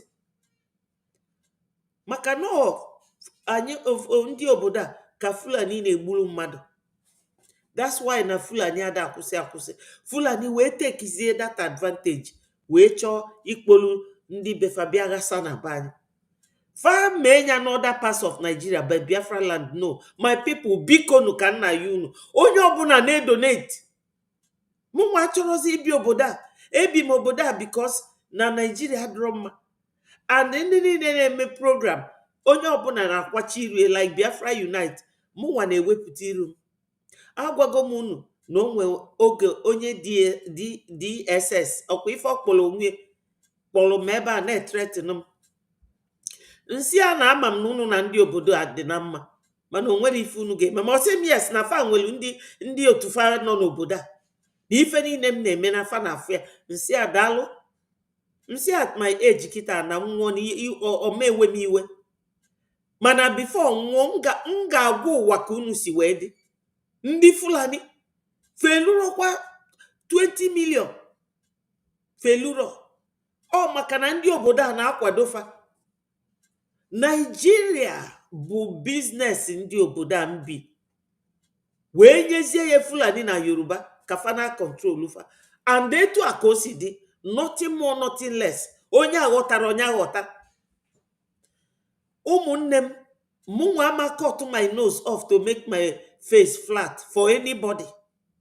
Ọ ndị a na-egbu anyị na-eyuzu ndị Fulani na-eyuzuzi ndị dịka hopeless ụzọ dị mma mana anyị bụ hope mesikwa wee kwuo onye alụlụmanị o mesikwa wee kwuo na ọ bụrụ IPOB na cause ife niile dị na Southeast maka na ọma he knows that's the truth. They did not do this, they did not do. I asked, is Nigeria not equal to Afghanistan, or if Afghanistan not even better than Nigeria? Is Somalia not better than Nigeria today? Terrorists are running you. Terrorists are entering peace deal. They have their territory not ruled by Nigerian constitution. Terrorists now is becoming a legal organization. They carry arms. They make peace with the government. Erofai Babadate. So many people said these people on the payroll of the Tinubu's administration. They told. I'm shocked about this because I understand 2014, 2015, how the same APC brought these terrorists into the country. See, all these things is very clear. Now, in your own eyes, you are Yoruba man, you are Igbo man, you are Benin, Hausa, Fulani native. In your eyes, you are seeing terrorists having power, sacking military, chasing military from Borno to Cameroon, killing people, but the DSS and the military are sitting down with them. You are seeing it right, and you believe that Nnamdi Kanu is the problem. Something must be wrong with your brain. If you believe that upon the peace deal, someone went to the mosque and killed 30 people, that's 2 weeks. Last week, he was sitting with the DSS and army in this country. And you think everything is normal, that they should hold Nnamdi Kanu? You are part of the cause of insecurity in the Southeast. See, these people using bad boys, why they don't want Nnamdi Kanu to be released is because they believe that if Nnamdi Kanu is released, a lot of secret will be exposed on how politicians are using these boys to kill, to do this. You saw the video that this guy, Gentle the Yahoo, as they call him, made. That they had meeting with those of them. Most of them even sent them to go and kill Ugochiri. Most of them are sent them to go and kidnap. Most of them have a right of reply to this. Okay? But it is on the note. And he made the allegation on April. Most of them did not reply till today. And he said they did not agree on Ugochiri own. And most of them must send another people to go and strike Ugochiri. So you are saying that someone is confessing that politicians are doing all those things. You are still calling Nnamdi Kanu. Something must absolutely wrong with you. Something is wrong with you. So I understand how all these things works. There is no insecurity that can persist in this country for 1 week if the government is not sponsoring them. It doesn't. No level. Ordinary vigilante or one tapas, we chase them out and kill them. But the politicians are sponsoring them, making arms available for them, and so many things like that. A lot of you People don't understand what is going on. But this is actually the truth. Nobody wants you to know about this. Anything, hey, IPOB. If Benin, Edo State, is part of the Southeast, they will say IPOB is responsible for what is going on there. My state, the Delta State, in my community, even a Kano is also, in the beginning of this year, all these terrorists take hold of our farms. It took the effort of 45 vigilantes to enter bush and disorganize them. Some of them were caught alive. And we saw what is going on. If for example, my community or my local government is in the core east, like Abia, they will say these people IPOB all this thing.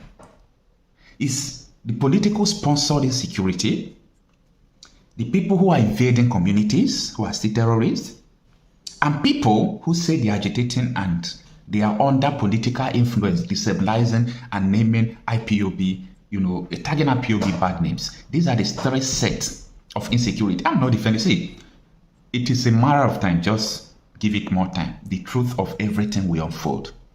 People hardly understand the truth when things is just framing.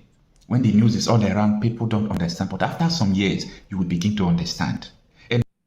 Yes, after some years, my people, they will begin to understand. So, what do we do now?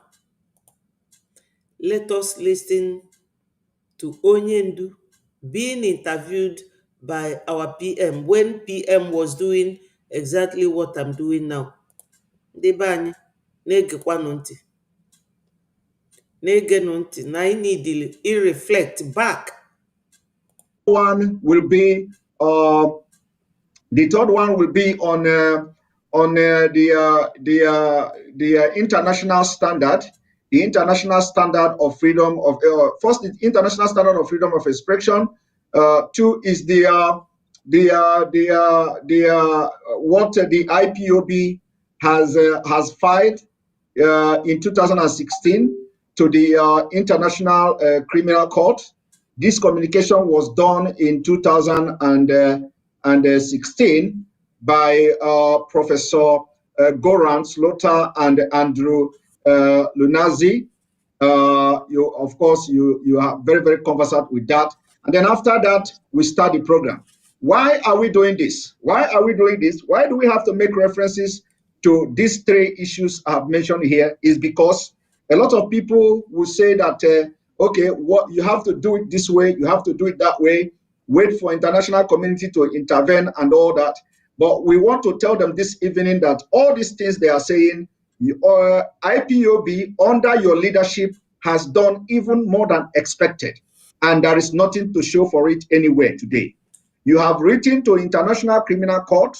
You have hired some of the best lobbyists all over the world. You have done all this, and today we are going to show it to the public for the very first time, the application filed to the ICC in 2016. I know you'll be very surprised that I'm talking.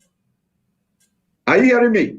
Loud and clear, Simon. I'm hearing you. Please. So I'm going to pull the application IPOB under your leadership filed to the International Criminal Court in 2016. Yes. We are only going to read because it is about 93 pages. Mm-hmm. So when people are talking, they are saying something they know nothing about. They don't know how far you have gone with the IPOB, especially to get justice for what the Nigerian government has done to our people. So today I am going to release only one tip of the iceberg, and I'm doing it for the very first time on this program.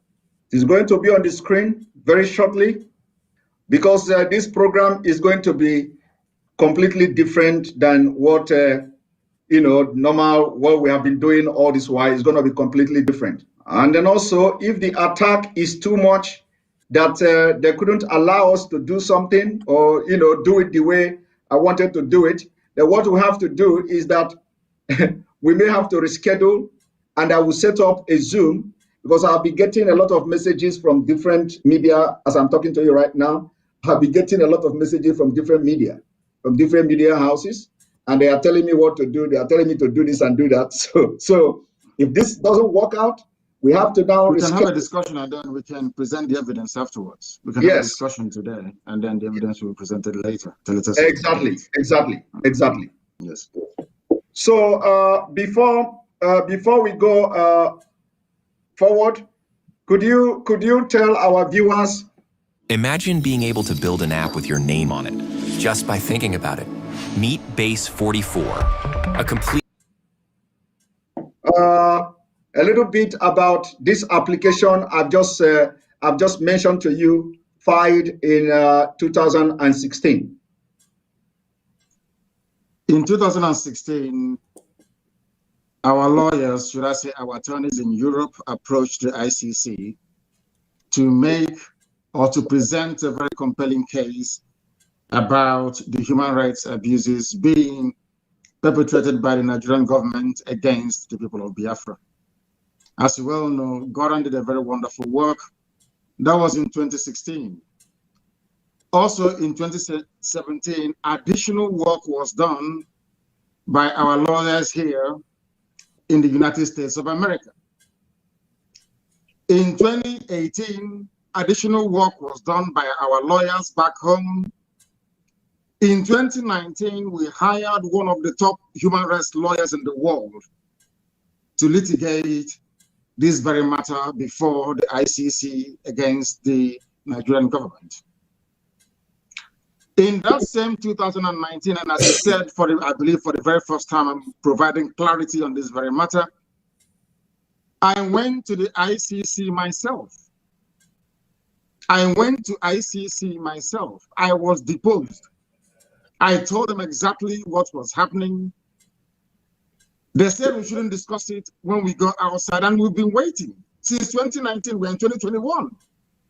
And instead of doing something about the, should I say, the very relentless pursuit of the Biafran people, the Nigerian government has been emboldened, the zoo has been emboldened into killing our people, not just killing us. We have now arrived at a situation where our women are being abducted and raped in the north because ICC failed to do something for how many years now? 2016, 2017, 2018, 2019. Angela Calamar's report, everyone has read it. We went there, IPOB, she mentioned IPOB and Biafra. You can see that report on human rights abuses in the zoo. I have been to Geneva. I've sat down with United Nations officials in Geneva. I have been to the EU. Most of them, I have been to the House of Lords to make a presentation before Brandon Scopes. I have been to Capitol Hill here in the United States of America, in Washington, to present our case. So where else do you want us to take our cases to before something is done about it? These are the things that people don't understand. Most of the contracts, most of the work we are doing, you cannot see them. You cannot write about them or talk about them. If not for this very program, I won't be discussing this. But it's about time our people realize that we are doing all we can to present all this catalog of abuse and degradation before the conscience of the international community. But unfortunately, Britain is working for Nigeria. There is what I call a climate of neocolonialism still prevalent in Nigeria, and they still see Nigeria as a contraption they created. They still see Nigeria as a place they can come to Biafra and take our oil and gas without paying for it. Therefore, anything that can sustain the false unity of Nigeria is what they are going to encourage. They see Biafra agitation as an antithesis to that very plan which they have, which is to keep this contraption together for them to have unfettered and unrestricted access to our resources. And that is what has been happening. But unfortunately, our people are not intelligent enough to understand it. Every year we spend money. We have somebody in The Hague right now collecting all the evidence, the rape cases, everything, all the murders, all the unprovoked attacks and invasions, everything. But for ICC to call up that very case is another problem. When I say that Biafra is going to be the last miracle on earth, people don't quite understand what I mean by that. So my people, Okwono Nano, Ife Gbasara interview our PM na onye ndu on the 16th of February 2021. June that year ka ejidere onye ndu na Kenya. Before onye ndu abịa mee this very interview, ka m gwa unu nke bụ eziokwu na ndị IPOB jụrụ na onye ndu ame interview with PM, as if to say na PM abụrụ onye Biafra, as if to say na onye ọzọ abụrụ fanwa ama enwenata interaction with onye ndu, ka unu wee fụ na enwero spirit of oneness, enwero spirit of unity, anyị abụrụ ofu.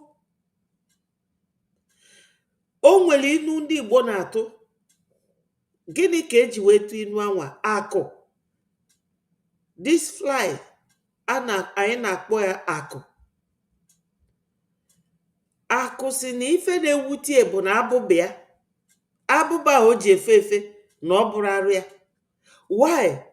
Because ọ na-abụ fekata fekata, abụba afọ adapụsịa, o wee daa na ejidie, anwụrụ ya rie taa. Akụ, onye ọbụla bụ ezigbote nwa afọ Igbo ga-amụ ife a na-akpọ akụ. Akụ si na abụba ya na ọ bụrụ arụ ya, nọ ife na-ewutie. Onye tu ndị be anyị si wee na-egro, onye ọbụla chọrọ ịbụ ọga, onye ọbụla chọrọ ka anụ onye, onye ọbụla chọrọ ka ya nọdụ na corridors of power, onye ọzọ abatakwana. Mana ndị ọcha, the way they behave, ndị ọcha, they invest in each other. Onye ọcha bụ ọ na-aga ọnọdụ n'elu, odobe aka n'anị na-adogote ndị nọ n'anị, maka na ọ mago na one day na ọ ma anọzi ya, ndị nke ọzọ a na-efolo. Ando ifefu na be ndị ọcha, ọ kafa si aga, onye na-aga ọ na-adọkpụ nwanne, mana ndị ojii mba, everybody ga-abịa na corridor, a na-azọ while you are busy fighting each other. Ndị ọcha, onye ndu kwuru ehia na fa na-ebu our gas, na-ebu our oil without paying for it. Onye ndu kwukwala ebe a kịta asị na Biafra coming, no the last miracle on earth, na ọ na-abụnya na-ekwue, ọ dị ndị mmadụ ka na ya dịrọ serious. That is my only reason nji wee kwudo na Biafra, maka na ama m na Biafra ga-abịalili. Ife niile onye ndu kwu, everything they have all come to pass. They have all come to pass. Ife a na-ekwu today bụ for unu nwa bụ ndị nọ ebe a na-anụ ya, and ndị ga-anụ ya later, na Biafra must come. Tụọ na ego ka ime ọsịsọ meghara ọdachi. Ọ ife ga-adị onye ndu obi mma. Tupu onye ndu abịa this very interview, Chinasa Nworu Chike Edozie mfasi ya ejena, and na ojelu bụ iwe dilufa n'ebe our PM nọ, as if to say na PM abụrụ onye Igbo, na ọ bụrụ mmadụ, ọsọsọ fanwa, because na fa na gọọmenti Nigeria na-akpa fa na onye ndu nọdụ. Onye ndu aghọtara, maka na onye ndu bụ onye obi ọcha. Onye ndu were onye ọbụla as mmadụ, mana ọ mara na ndị ya na ya nọ na fa bụ ndị wayo, na fa na-eri akụkụ na-abụ. Onye ndu ga one step forward, fa drag anya. Ngwa nenu the speed our PM ji. Ọ bụ na ọ bụrụ ndị IPOB abịa gba witness, maka na ọfanwa ka Saridokugbo na fa na nwunye onye ndu na Ikenga yi wee bịa meetie nya. The same Asari si na ya ga-ewepụta onye ndu, and he did. Onye elu ndị Fulani aka ewe jide onye ndu by working with the same IPOB, the DOS. Thank you, my sister Eukaria Ndewo. Thank you for joining us.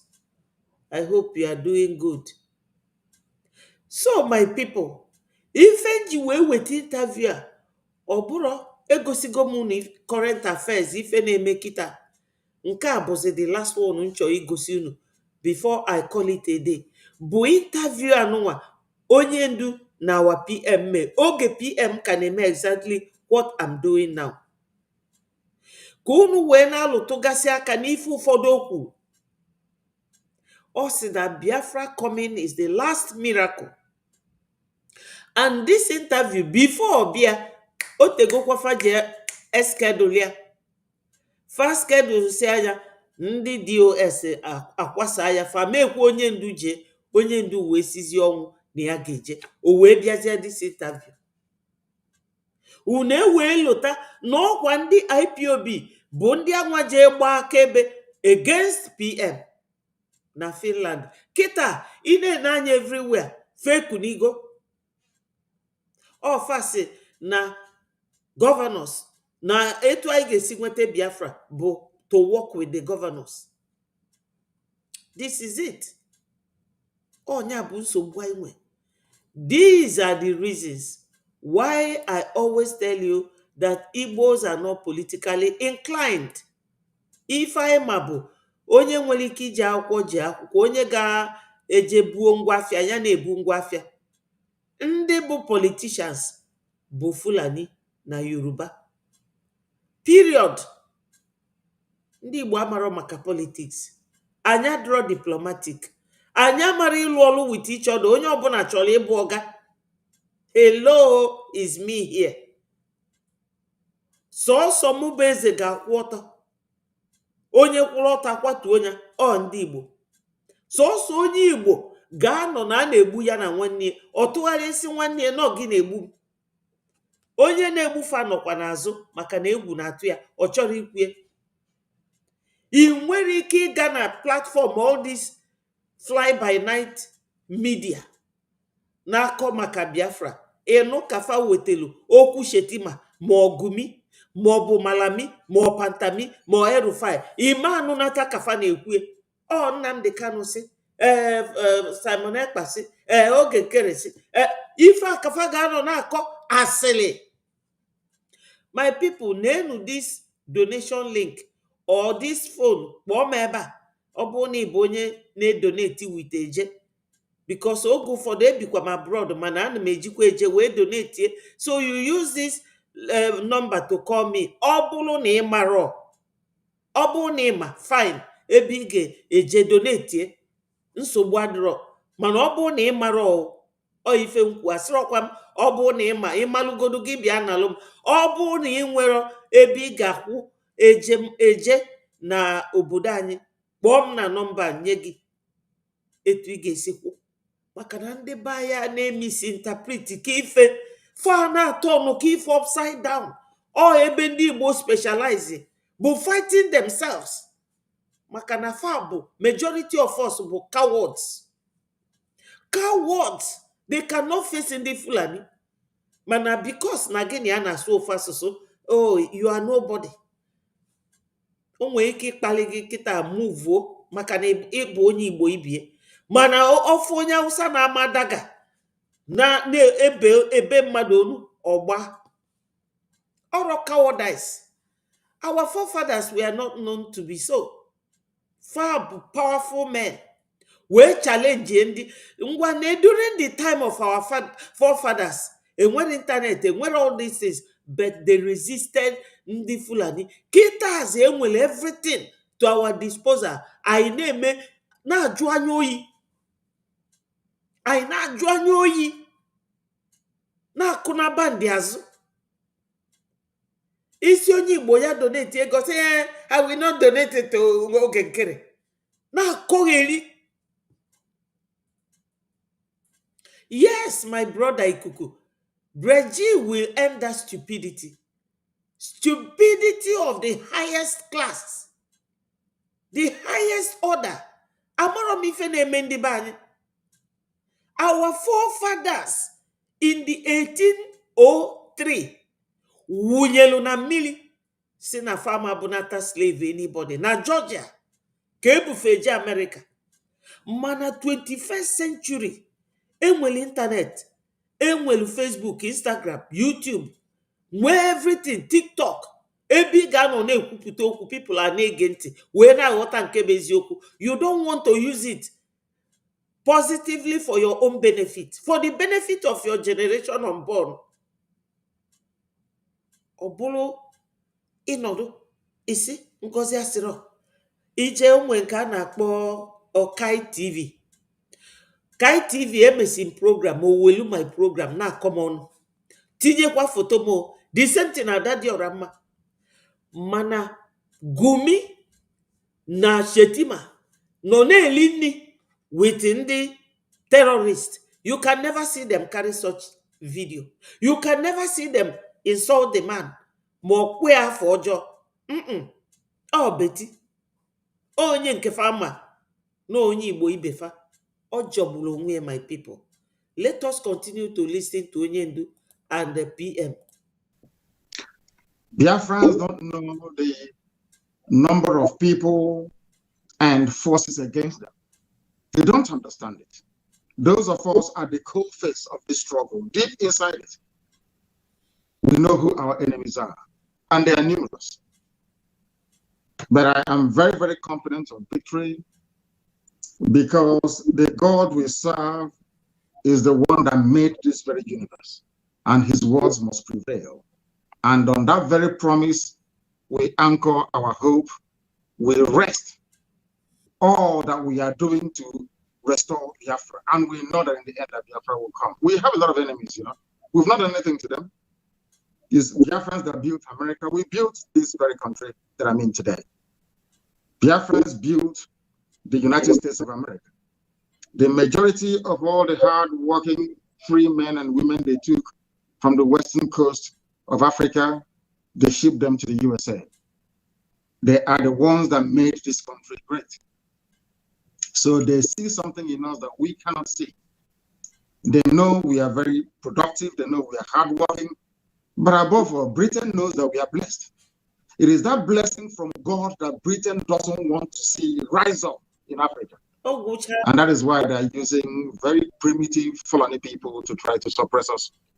You saw yesterday that Britain, BBC was advertising army positions, asking you, even telling you what you can get the forms to do your functions on tax, or should I say license fee payers money in the UK.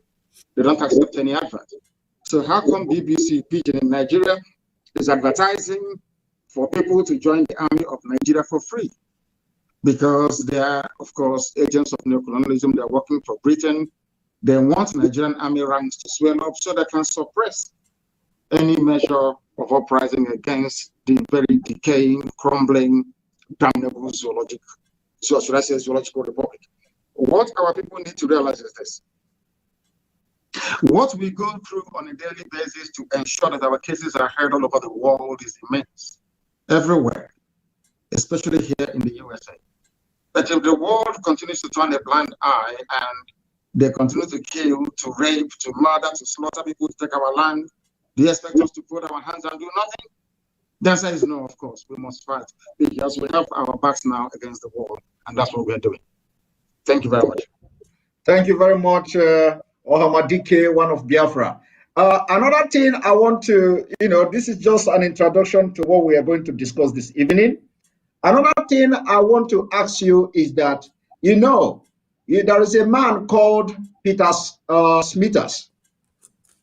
Peter Smithers in 1998, wrote a Nigeria lesson from Sir Smithers. Sir Smithers said the negotiation that the Nigeria as a state was a grave mistake.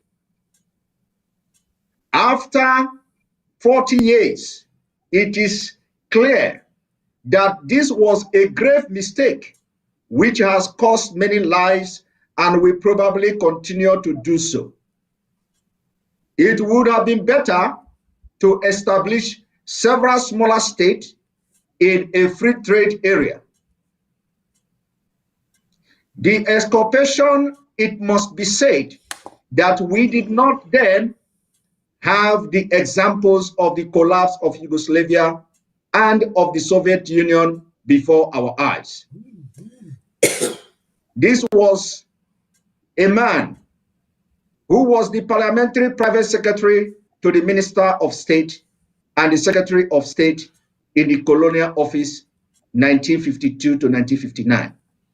Can you tell us more about what you feel he is trying to do here? What he's trying to do is to draw our attention to the incompatibility of the various ethnic nationalities you have that make up Nigeria, but more importantly, to draw our attention to the irreducibility of value system in determining who should belong with who in any nation. It's quite interesting that he used Yugoslavia as an example. The funniest thing that people don't understand about Yugoslavia is that they are all one Slavic people. They are all Slavic people, as you have with Russia and Bulgaria and all the rest of it. They're all Slavic people. They are one people, one race. They are predominantly Christians. Of course, you have in Bosnia and Herzegovina during the march of Islam into Europe, that a few of them became Muslims, as you have in some parts of Kosovo and also in Albania. What I am trying to point out is this: these people who are one race, predominantly one religion, cannot live together in a country called Yugoslavia. How about people who are from Senegambia and goodness knows where else? Not the same language, not the same religion, not the same traditions, not the same culture, absolutely nothing. How can you make these people become one nation? Is not possible. That is something we've talked about before, that most Africans don't seem to pay much attention to. We are tribal animals by nature. Africans are tribal by nature. That is why every Christmas, every New Year festival, every August, we travel back to the village. Even if you live in Kaduna, somebody will ask you, where are you from? You say, I'm from Ihioma. Yes, my people. Can I analyze this a bit? Una fuge kita. Comment ikuku. Edebego m ya ka onye ọbụla na-afụ ya. Ndị a bụ ndị ọjọọ.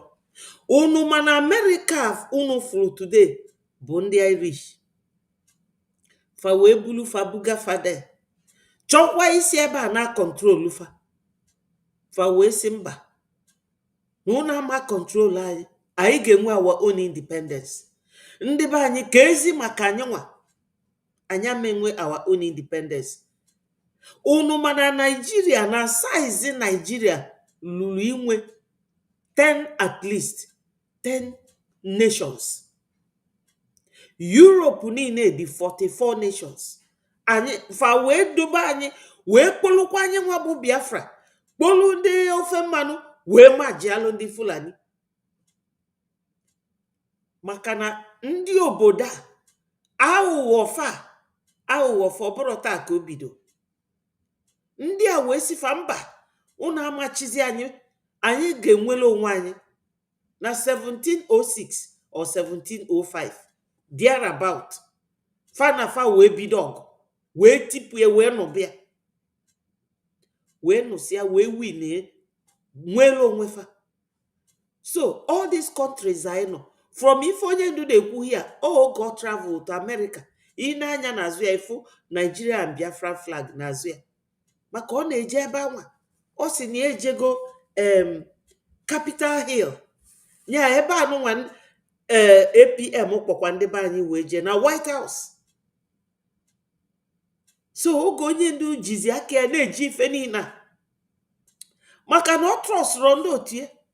Mana PM ka jisiri ike wee trọstụ Maazị Oge Nkeri. O nwere ife gbochu PM from traveling from Finland to America to do all this.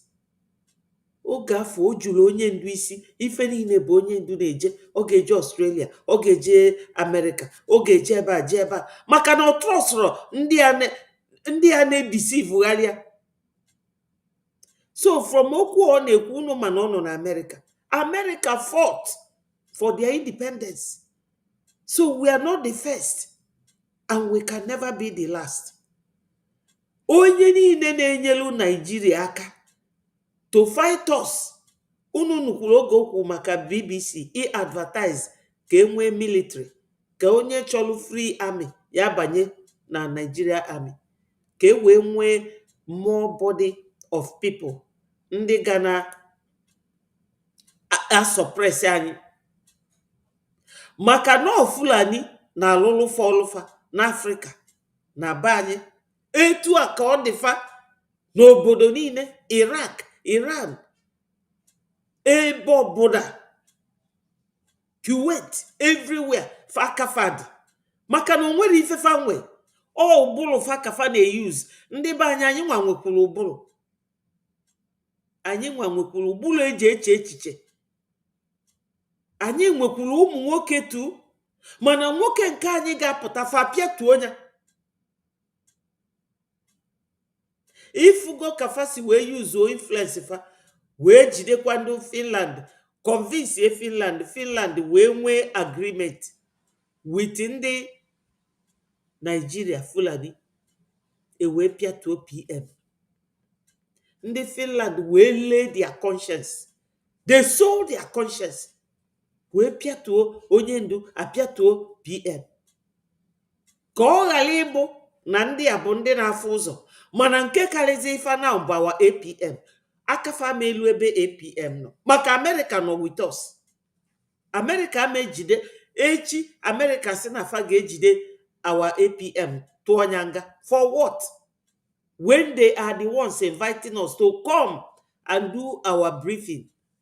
Maka na ndị nzuzu ị na-eme briefing na Congress House, na congressmen must be there. That is not the way it is. You have to do it on your own. They will record it, which they did. And when the hearing will come, they will be there to hear it. During the hearing, if any APM on that day, if any our COS, if any those our sisters, Fagana Jufa, or Kwisinanka Miletua, can you explain? Onya bu hearing. Maka na ndị nzuzu na n'ime anyị erika. Ndị agụrụ akwụkwọ nọ n'etiti anyị after the war, ụmụnne anyị feel na ụwa aganarigo fa niile kpolu nuje na business. Even onwe my cousin oge na zoo nje ebe ọ nọ wee jekwulie n'ime ọfịa na Ibadan, wee sị gịnị ka ị na-eme ebe a? O wee bụ ụlọ ndị na-produce upholstery furnitures. Nsi ya pụta. Papi ya anwụgo. Wee sị ya bịa ka eje register ya ka o jee gụba akwụkwọ. Ọsị m oke, osolu m analute Lagos. Asị m ya ngwa ka eme application. Ọsị m sister na ya bụrụzikwa na ụmụaka na ike akwụkwọ a adịrị ya na ọka ya jee mebe business zụba afịa.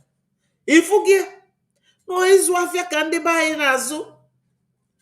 Fulani adị busy fa na Yoruba politics, fa na-agụ akwụkwọ. Kita Fulani agụbaga akwụkwọ, Yoruba na-agụ, oge anyị na-anụ ọgụ fa na-agụ akwụkwọ. Ifu gị, so far the more politically inclined than us. Fa ka anyị mara ime politics. Maka na ọ bụrụ na ọ bụrụ onye dịka Charles Soludo, onye dịka Peter Mba, onye dịka ugwu anyị, onye dịka David Umahi bụ an injinia, onye dịka Soludo, fa niile ama na ezuzu wee na-eso ndị Fulani. Fa ga-amanụ ego mmanụ fa bụ ife anwa a na-enyefa as loan. Fa ga-elota na onye ndu anụnwa fa ji, maka na ndị gọvanọs jie na onye a bụ nwanne fa. Fa elota na onye bụ Sunday Igboho na ndị Yoruba na fa agbago mbọ jee wepụtie. Fa elota na nke onye isi ndị terrorist eji na Shetima akpụpụta gị, sọsọ onye nke anyị ka eji. Beto maka na ndị be anyị amarọ politics. Ife anyị bụ ịdị na-achịni dead shoulders up. Ọwụ da anyị chinikwe dead shoulders. maka na ọ bụrụ na shoulder una their life una make sure na this your brother na brain nwoke abụ ọkụ that he cannot waste and be wasting for 5 years plus. Then abịakwa jide this another bright one maka onye ndu unu fụ before osogi before oge gị ntị ọ ga-ama ife dị gị n'ime and ọ bụ prophet onye ndu na-afụ ụzọ onye ndu kwuru anokwu okwu anwa ga-abịa na mmezu. But no, because na ndị be anya drop politically inclined. Ego ne ka azụta ilugokwu na enu ilugokwu na ani moto ne ka ị na-agba ọgwụcha ife ndị be anyị dị after materialism. Ọgwụ onye si na asị ya jebe otu Ọnịcha ka ọ gwa mmụọ na ndị na-ebe anwa ma Aba ma na ndị na-ebe anwa amarọ na anyị na-anọ ọgwụ nwere onwe anyị na fa ga-eweta ego. Ewu nke a na-akpọ Allen Onyema wee bulu 2 billion bunyekwe Fulani, and they are taking advantage of our gullibility. Nzuzu anyị na-ezuzu fa na-ete fa jizie wee na-agwụ anyị ka ji fa ji wee na-agwụ anyị ka ji maka na ndị be anyị na-ezuzu so much. Nzuzu anyị erika, nzuzu anyị erika is too much. Amara m ka a ga-esi gwụ anyị ba na-egbu anyị. You know, ndị Igbo amara m ife a ga-eme unu. Onye ọbụla ga-eme kisho na ya chegharị maka ife a adịgo too much. Tụba na ego ka e wee pụta maka na unu ji the money. You people have the money. Onye si mma ajụzina ndị Igbo maka ego oseelu mụ na onye anwa okwu maka na Igbo ji economy that country. Fulani nwe many reasons faji achụ anyị. Anyị nwa bụ na a na-anụ afafa. Anyị nwa bụ na ndị na-eyuzufa na support fa. Anyị nwa bụ everything. We want to work and work and work and work and die. Anyị actually make life easy for ourselves because the sooner anyị tụle ego wee na support to this thing. Anya Biafra bịa ozugbo ego bụ everything. Biafra bịa ozugbo ego juru eju na Biafra. Ego dị nyafu jee na-ene ife Ibrahim Traore ji ego wee na-atọ n'ubefa into Dubai. Biafra bịara anakịta ego ga-eju everywhere. Mana nwa bekee achọrọ onye ndu kwuru kita na farmer the potential in us but they don't want it. They don't. Ndị mbi na befada achọ ọfanwa bụ onye kwụrụ ọta kwatu onye sọmụbụ eze ga-akwụ ọtọ. Etu ndị obodo a si eme. You can imagine isi Biafra land wee lute obodo a dị 300 and something thousand miles. Mana ọfanwa stretchla akafa wee na-achị anyị niile. Wee na-achị anyị. Ndewo my brother. Kekime, how is Chloe? I hope she's keeping well. My people, ka anyị na-egekwa na onye ndu na PM. Because that is where your ancestors come from. In Africa, we come from where our ancestors come from. But white Europeans can travel to Australia and they're comfortable. They're from Australia. They can travel to New Zealand. They're from New Zealand. They're okay with it. But even if you take us to New Zealand and we stay there for 1 million years, if you ask us where we come from, I will come from Ibek. That is something that is very unique to Africa, and nobody can take that away from us. And that is something that most people do not understand nor have an appreciation for. That is why in Africa, in everywhere you go to, be it in Kenya, in Ethiopia, in South Africa, everywhere, people still talk about tribe till tomorrow morning because we are different. So rather than trying to experiment with us, this sort of very colonial, artificial construct, because mind you, all states in Africa, sub-Saharan Africa, are all racist constructs. Those that developed or created Nigeria, that created Togo, that created Ghana, they had racism in mind, not your interest. And this is what we've been trying to explain to African people. If not, why would we go to Lagos during a revolution, or should I say a mini revolution, a protest? And people of Lagos, Yoruba people are saying, oh, that Igbos came here to destroy their buildings. But you are all one Nigeria, you claim. These are the things that people need to appreciate. We don't want Fulanis in our land for the simple reason that we don't want to dilute. Attention, attention. IPOB, one family. This and I just applied to 400 jobs in an hour. Oh yeah, and I also got 10 interviews. Now you may be asking, how the did you... Can you hear me? Sorry about that. Something It's just... okay. Una fugife me kita. O ife ndị YouTube na-achọ. Onya ka faja achọ ka ị na-enwe a lot of followers in between your program. They will name advert. Because fage nanya how many subscribers inwe before fe welu your program we maybe advert. Uno manage on my page me advert because na me nwenuro up to 10,000 followers. That's why they are not paying me. Somebody agwago muje monetize ya ka mweli ana atu ego na our liberation. I can't monetize because I'm up to 10,000 followers na YouTube. They will not monetize me. But that does not stop me from donating. I have been donating. So, kunu weghota, if I make it a bad advert in between, you know. What I'm trying to point out, Simon, is this. Forget about all the one Africa. I'm a Pan-Africanist. But we need to start organically. We need to go back to where we come from and begin to build a consensus from the grassroots. When should Biafra want to join Oduduwa in forming a nation? We look at all the pros and cons and then reconcile all these things and then we move together as one. Look at Britain that gave Nigeria, so that colonized and still owns Nigeria till tomorrow morning. Scotland wants to be on their own. Wales will be on their own very soon. Northern Ireland will live to be on their own. That is human nature. You cannot take it away from us. The only reason why they have Nigeria together the way it is, and why we have been complaining, and why authors and great commentators like the man you alluded to has not gotten any traction in terms of people being able to understand and appreciate what he's saying, is because of the way we reason. I say this all the time.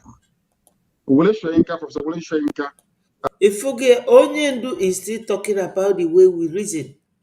And this tribal thing, all the natural. Like if Okukita, ndị Scottish, unu manne queen, nni ebonye Scotland. Scottish nwelu their own currency. Ireland nwelu their own currency. Wales nwelu their own. Onya bụ United Kingdom. London nwelu nkefa. Mana fachọrọ ọkwa obele obodo. Ma ge malụzia Nigeria. Unu mana Nigeria di 200 and something million, almost 300 million. Unu ma how many million ndị obodo adị? 66, including foreigners. Wee na-achị anyị. Fulani bụ ndị na-alụlụ fanya bọọlụ. Ọlụ ọchịchị a. Kafa wee na-eli ife dị na be anyị. Ụmụaka ndị ọcha na-eje school fa akpọ tai yilu suit. Bulu portfolio. Jide phone. Mana ụmụaka ya enwero dị school ebe fa na-eje. Ije na some schools o enwero zinc n'enu school. Mmiri zosia ụmụaka wunye ụkwụ na mmiri. Ndị nwere nya bụ oil. Ndị na-eborote from you na-live better life. Then asị gị bịa tụọ ego ka anyị wee nweta our freedom. Ị na-akọ ọnụ. Ị na-akọ sọsọ ọnụ. Ị chọrọ ime any sacrifice mana ị chọọ Biafra. How will it come? Ife ọ na-ekwu here, no human nature. Onye ọbụla na-achọ tribe nke. Onye ọbụla na-achọ nation nke. anyị na Nigeria, anyị na fe nwere the same culture, the same tradition. We can never work since enwere independence na 1960. After that amalgamation, enwe independence na 1960. On our work till today, all wahala, trouble everywhere. Ndị ofe mma na-egbuga anyị in the 60s, Hausa gbuo anyị in the 60s. Sọsọ anyị nwa bụ ndị ada ejebe fa gbuo fa, still fa gasị na ịbụ onye nsogbu. Ije na Lagos ịchọ ụlọ, ịbụrụ onye Igbo, ime achọta ụlọ, fa ma ekwenye gị ụlọ. Even nwunye Tinubu a, o nwere oge o mere advocate si chụpụ ndị Igbo na Lagos. Ife fa ji achụzi anyị kịta bụ ọkụ, ịgba biznes ndị be anyị ọkụ, na iwe bulldozer wee kutuo ụlọ ndị Igbo without icheki tomorrow. What of tomorrow? Because no etu ndị ọcha si wee na direct fa to suppress us. That's what Onyendu is talking about here. A great literary giant, I would say, came out the other day to say that he is fed up, there is war on his doorstep. He knows very well, as an intellectual, so to speak, that the reason why the war is on his doorstep is because Nigeria is flawed. If Oduduwa were to be on their own, do you think somebody will go to, any cow will go to Shoinka's farm to eat the cabbage or the carrot? It won't happen. These are things that we need to understand, that first and foremost, we are tribal animals because life as we know it started in Africa. We are attached to the land we come from. That is who we are. Because the white man can be born in England and come to America to settle for life and say he or she is an American, doesn't mean we have to follow them. Thank you.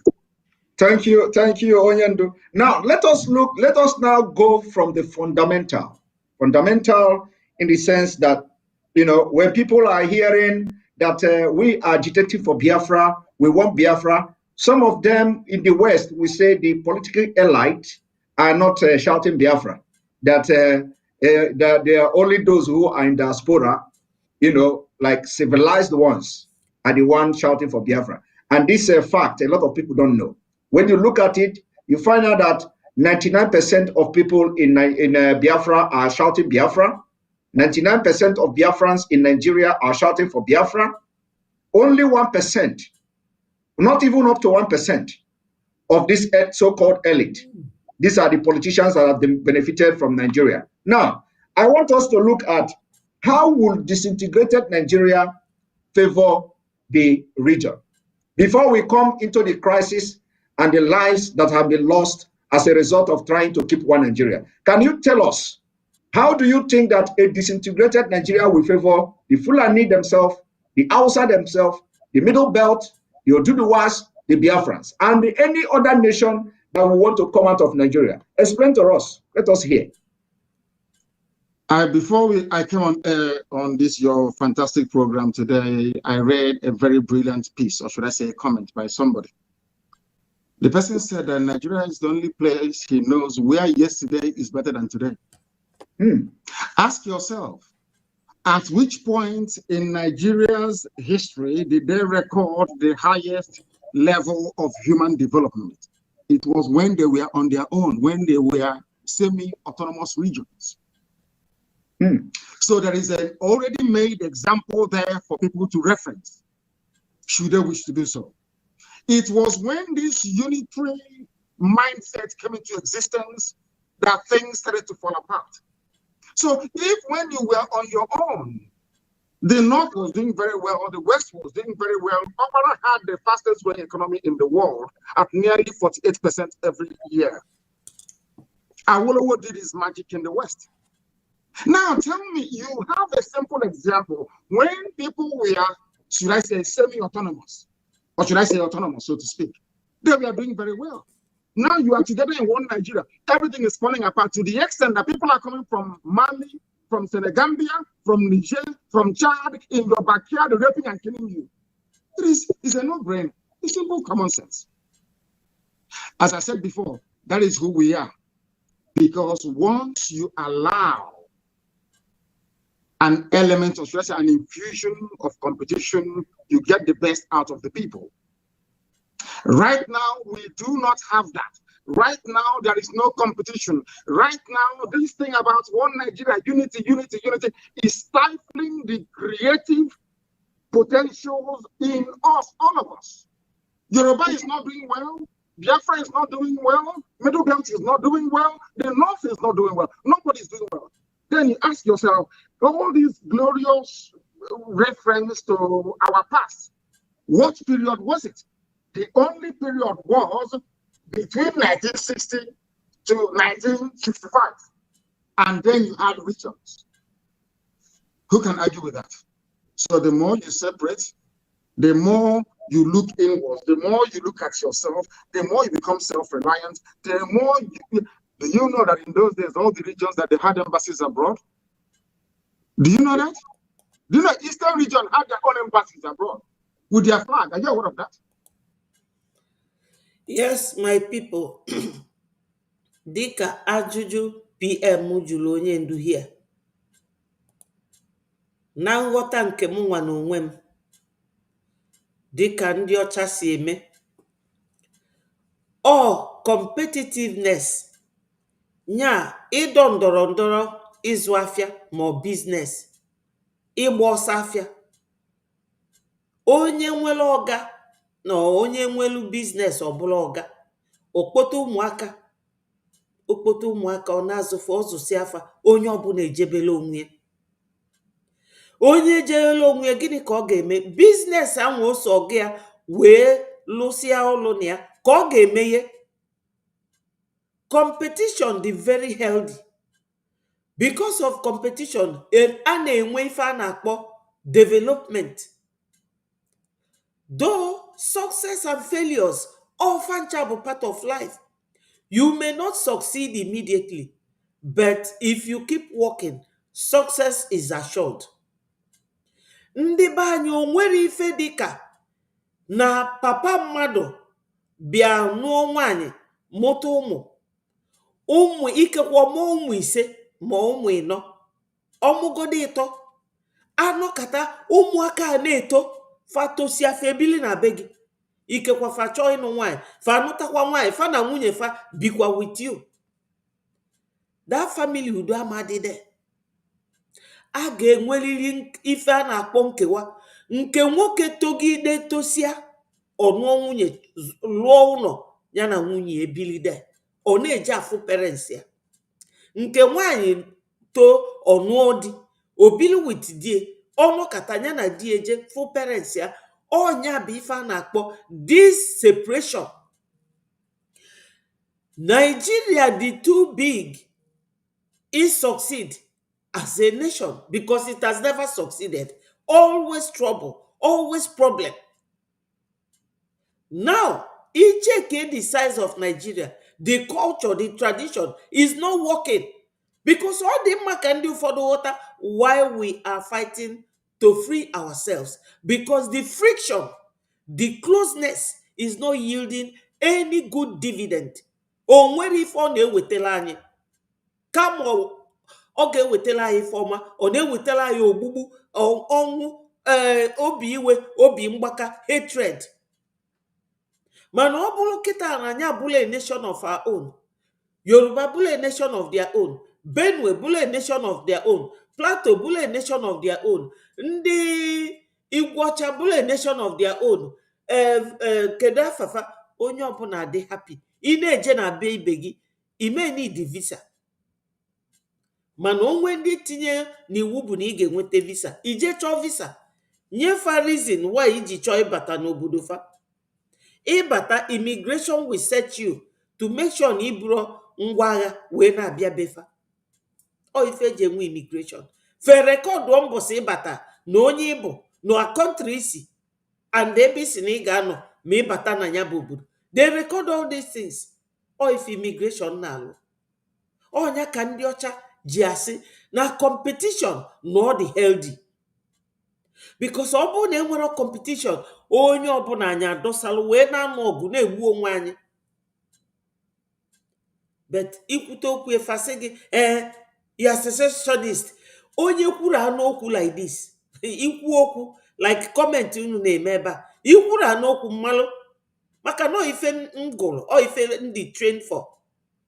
Ikwuru n'okwu ngwa gị onye ịbụ, and ọ bụrụ na ịbụ onye eziokwu, you accept na m dị correct. Your word is you. You is the word you say, you speak. Onye ndu na-enye ebe a onye eziokwu ka ọ bụ, and onye ndu dị very protective. Ọ chọrọ independence onye ọbụla, freedom, the whole Africa, okwu Africa. Ọ bịa gbadatazia down to zoo, bịa kwuo maka Biafra, kwuo maka ndị ofe mmanụ. Onye ndu abụrụ a selfish leader. Ọ dị very centralized. Onye ndu gbasapụrụ aka. Ọ ezigbote onye ndu ka ọ bụ.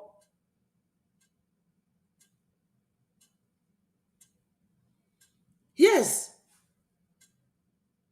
Yes, these two great leaders, Chukwu nyere anyị ebe a, yesterday, after listening to them, say, no, let me give my people the opportunity to embrace these two men again. Great men. Obolofa na agbaka okpaka. Forget kwa asụrụ English, asụrụ English. English abụrụ our language. We are learning it. And ife amụtara amụta bụ ife amụtara amụta. Na nke eji mụọ mmadụ bụ nke eji mụọ mmadụ. Russia does so English, but they are really their country. They are powerful. China does so English. Germans does so English. Italy does so English. So, my people, anyị will our own language. Forget about onye sụrụ English or not. We know what we are looking for. We are looking for Biafra. We are looking for Biafra, and Biafra we must get. And how do we get it? Let us donate. No matter how hard it is, try and give Biafra a little. Give Biafra a little. Kafa we man na idi serious. If we go na Nigeria, they protest ya. Maka Capitol Hill ije, White House on the 18th. Because na fa otago na na egwu na ife anyị na-emapụgo n'egwu na anya dey jokuzi. Yes, competition is very healthy. Mana Nigeria chọrọ ya maka gịnị? No ndị Europe a ji anyị, ọfa ji anyị. Ọ bụ na ebulu 4 or 5 nations now, ọfịa farụ. Kita afa na-ebu mmanụ anyị, na-ebu gasị anyị, na-ebu everything. Face gokwa zafara, gold na diamond. Free! Onwere nke fa na-akwụ ụgwọ. Jee nene gold Burkina Faso na-produce. Na-ego ụdị contract fanwe with China. Maka da uranium fa. Ife a ka ndị France na-enye fa. Fale $10 per ton. Fe nye fa $2 welu 8. Una na afia. Na pipe, unu mana na-egwu pipe kita na bayi na-abata na Europe. Ọ ndị obodo a mbi ga-adị in charge wee na-elesi ndị Europe ndị ọzọ. Ọ ifefa ji wee jide PM. Maka na fa mana PM nọdụ na fa, they dare not try it. Una fuge Hope Uzodimma na-ekwu okwu ya. O nwere news ndị Nigeria na report ya. No, they will not report it. Because if you have to go to a powerful man's house, he got be ready.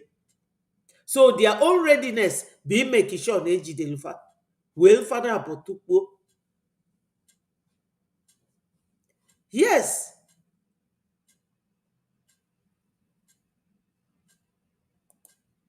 Yes, my people. My brothers, what you just said is called true federalism. Oh, Nyanwa. You know? Oh, Nyanwa. Yes. My brothers, you know, hit the like button, share it and let it go viral. Kandi banye na ano? Onye na-eme ife n'ụwa. Try ya n'ụzọ a ma ọ gara. Try ya n'ụzọ ọzọ. Tụlee ya n'ụzọ ọzọ. Ebe unu si mụ biko emezina platform ma ebe a na-asụ bekee soba na ọnụ be anyị ka ndị nọ n'ụlọ wee na-anụ mụ nwa wee tụlee ya wee tụlechaa ya wee fụ na nke a bụ nke bụ eziokwu ka ndị be anyị na-aghọta na Naijiria erika. Ọ bụrụ na Naijiria na saizi Naijiria bụ half of Europe dịka etu Europe si wee dị 44 nations ụna afụ na anyị na fa tosili ịdị 22 nations na anya bụ zoo. Anyị nwa nọdụlụ onwe anyị ndị nọfa nọdụlụ onwe fa mana nwa bekee dị aghụghọ wee kpokọta Naijiria ọdụ ka ọ dịlụ fizi control with just 2 people. Fasi unu nọ Hausa na Yoruba kịta Fulani agwago onye ọbụla na fabro Hausa na fa bụ Fulani. Ndị aghụghọ ndị takia ọfa unumana ọfa wetelu Islamic religion to ndị Hausa. Hausa bụkwa pagan like some of us. Ụfọdụ fabulu Christian like ndị Southern Kaduna or whichever ndị side be Musa bụ onye Kaduna. Adafia bụ Christopher. Ifugie no Fulani wetelu Islamic religion na that country. Welu takia wee jide onye ọbụla n'ọlụ. Takia bụ ife ndị Muslim na-akpọ isi asị aghụghọ. Unu afụghị ọ dị mma nọkata enweta ụdị vidio a. Ọ bụ na me finish ya taa maka na ọ dị very long. Ịma na anyị ga-continue with it echi o. Anyị ga-continue with it ka ndị be anyị nweta sense ka unu lote unu reflect on ife onye ndu na-agwa anyị before. Most people don't know this. And that was the time that Nigeria witnessed a semblance of growth in terms of human development. Now you have a very, should I say, disgraceful contraption called One Nigeria. And everybody is struggling. Cows are making your lives a misery. If you don't know that going back to autonomy is the best way forward, then there is something wrong with that person. Onyendu, thank you very much. Just because you know everything we do in Biafra, we stand by the truth. We do everything with evidence and fact. Just to back up what you have just said, I told you about 93 pages of application filed to the ICC. Barely few years of formation of IPOB, because this was in 2016. Barely 2 years. The foundation of Nigeria were shaken by the formation of IPOB and the activity of the IPOB in Nigeria. So on that ground, this application was filed in 2016 January. So I am bringing it to the screen now for people to see. For those who are asking, this is number 1. The application has been filed 2016, 2017, 2018, 2019, and this is 2021. And there is nothing to show for it. And there is a place I'm going. I'm going somewhere with this statement I'm making now, which we are going to discuss later on in this program. Now, when you read the introduction here, it says 1, this communication is hereby filed to the Office of the Prosecutor, the OTP of the International Criminal Court, the ICC, pursuant to Article 15 of the Rome Statute, the statute by Professor Goran Slota and Andrew, on behalf of the indigenous people of Biafra, a movement dedicated to self-determination of a former republic of Biafra in southeastern Nigeria, as well as on behalf of 17 individual citizens of Nigeria, the victims collectively, with the IPOB, the petitioner.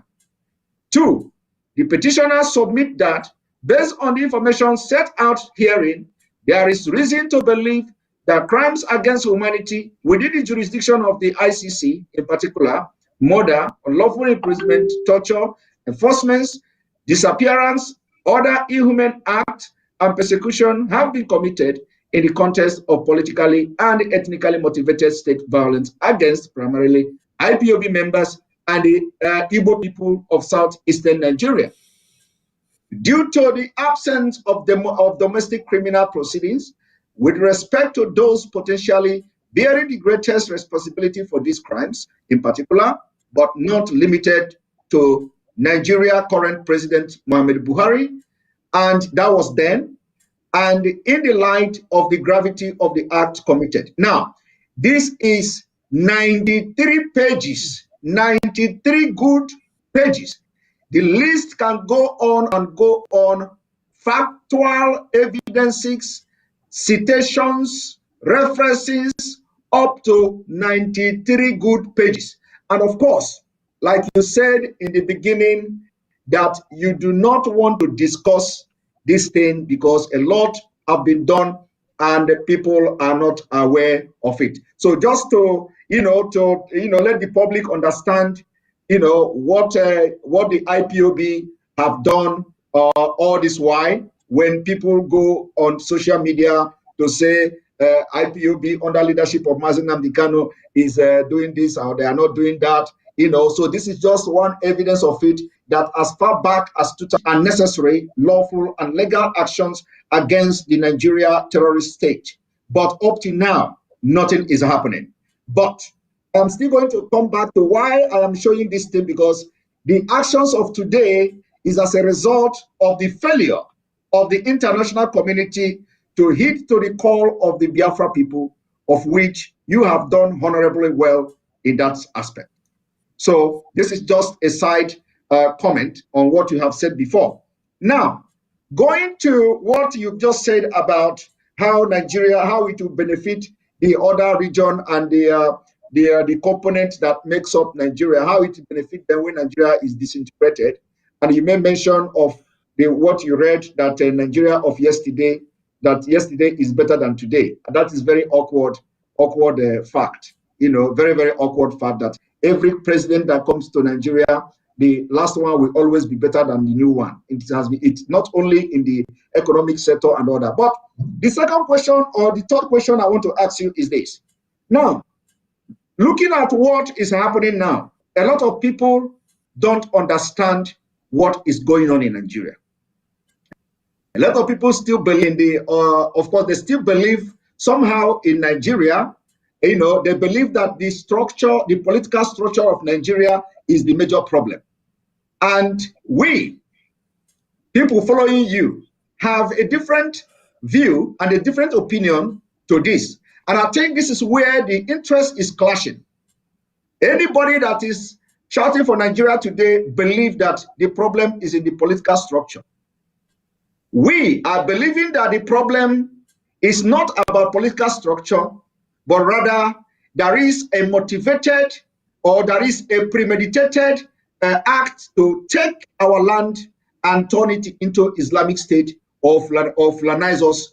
So we are not looking at the aspect of the political structure anymore. It is a struggle for survival of our people. I want you to shed more light on this, because those supporting one Nigeria must have reason. And the reason what we have seen is that they are thinking that the political structure of Nigeria is the problem of Nigeria. So can you tell us more about, that it is not the political structure, rather something they should know about? Thank you, Simon. It's something they know about that pretend not to know about it. Everybody knows about the hegemonic tendencies of the Fulani Caliphate. We are well versed in the, should I call it, shenanigans of those people who are always expanding. There was a lecture that I gave that the Fulanis are the only people that continues to expand. Not expand in terms of population, but in terms of territorial influence and supplanting existing cultures and traditions with their own. When we say this thing, people say, "Oh, you're warmongering, you're profiling, and it is hate and all the rest of it." And I say it is pure nonsense. Look at the history of the Hausa people. Those of you that want one Nigeria, look at what is happening today in Kanem Borno, the place we call Borno State. Look at the fate of those of them in the Middle Belt. Look at the fate of those of them, our brothers and sisters in Yoruba land, Yoruba. Even the caliphate left their footprints there many, many years ago in Kwara State. Many years ago, they overran Nupe people of Niger State. Many years ago, some of you don't know this. They forcibly tried to convert the Atta of Igala to Islam. These things are there in our history books. They are everywhere. If one Nigeria means that our land should be surrendered to people from Senegambia, then death is a better option because it's not going to happen. Nanuge, onye ndu si, kama anyị ga-surrender our land, na death bụ a better option. But Chukwu amekwa anyị amanwụ, anyị ga-adị ndụ wee enjoy ya by this Atta of Igala. Can you know a little history of this Atta of Igala? In the 60s, oge ndị ọcha bịalụ, or yes, or early 40s, oge ndị ọcha bịa na-colonize ndị be anyị, o Queen wee bịa n'Africa. Ndị ọbụla bịa na-esekpuru onye bụ Queen, onye bịa ọba wụọ, kene Queen, kene ndị niile nọ ebe anwa with her. Atta of Igala, ndị nke nwoke bịa ụfọdụ ekpupu okpufa. Atta of Igala si na nyanwa ama bawụrụ for nyabụ nwanyị na ọ bụrụ omenani fa, and na ya ma ekpupu okpu fa wee force ọnya na iwu bụ na ọ ga-ekpupụrịrị okpu ma of a dethrone his colony. Nna ndị be anyị ịma ife menụ, o wee bawụọ against his belief and his tradition, wee kwupụzie nya bụ okpu. Ndị be anyị anwụ ya bi anwụ wee juo ebe niile, wee gbasa ndị ọcha. Ndị ọcha welu ọkwa ọsọ wee duru nya bụ Queen, wee dulie jezo ka anwụ anwa ghara ịgba ya. Ndị niile bụ ndị ọcha nya bụ anwụ gbara, o nwere onye survive. Fa wee jide nya bụ nwoke wee tụọ nya nga. The sound is breaking. Is it still breaking? Please.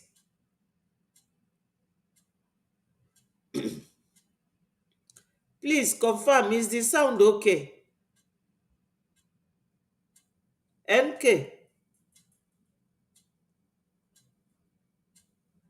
Is not this the sound, is it okay now?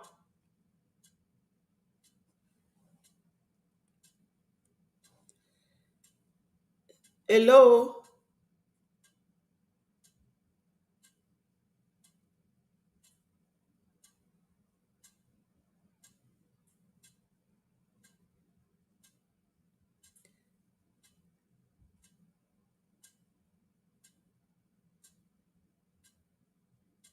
Okay. All right. Thank you so much. NK, I wonder. All right, Chinenye Dalu. So, this very Atta of Igala, Fawe Jide. Okay, thank you. Fawe Jide Atta of Igala. Wee tụọ nya nga. Wee tinye n'ụlọ na nnukwute ụlọ igwe. Dalu so much, Chinenye. Fawe jidie ya na ndị otue. Ịmazi ife menu. Famaro etunya bụ gate si wee meye. Famaro ka gate a si wee meye. Nyabụ Atta of Igala na ndị otue mee escape. Famaro ka gate, ọkwa iron gate, because na ife a bụ power ndị be anyị nwelu, ndị ọcha wee bịa. MK, try ya ka you check your device. Check your own device, because many people ebe a only 2024 si na ọ dị okay.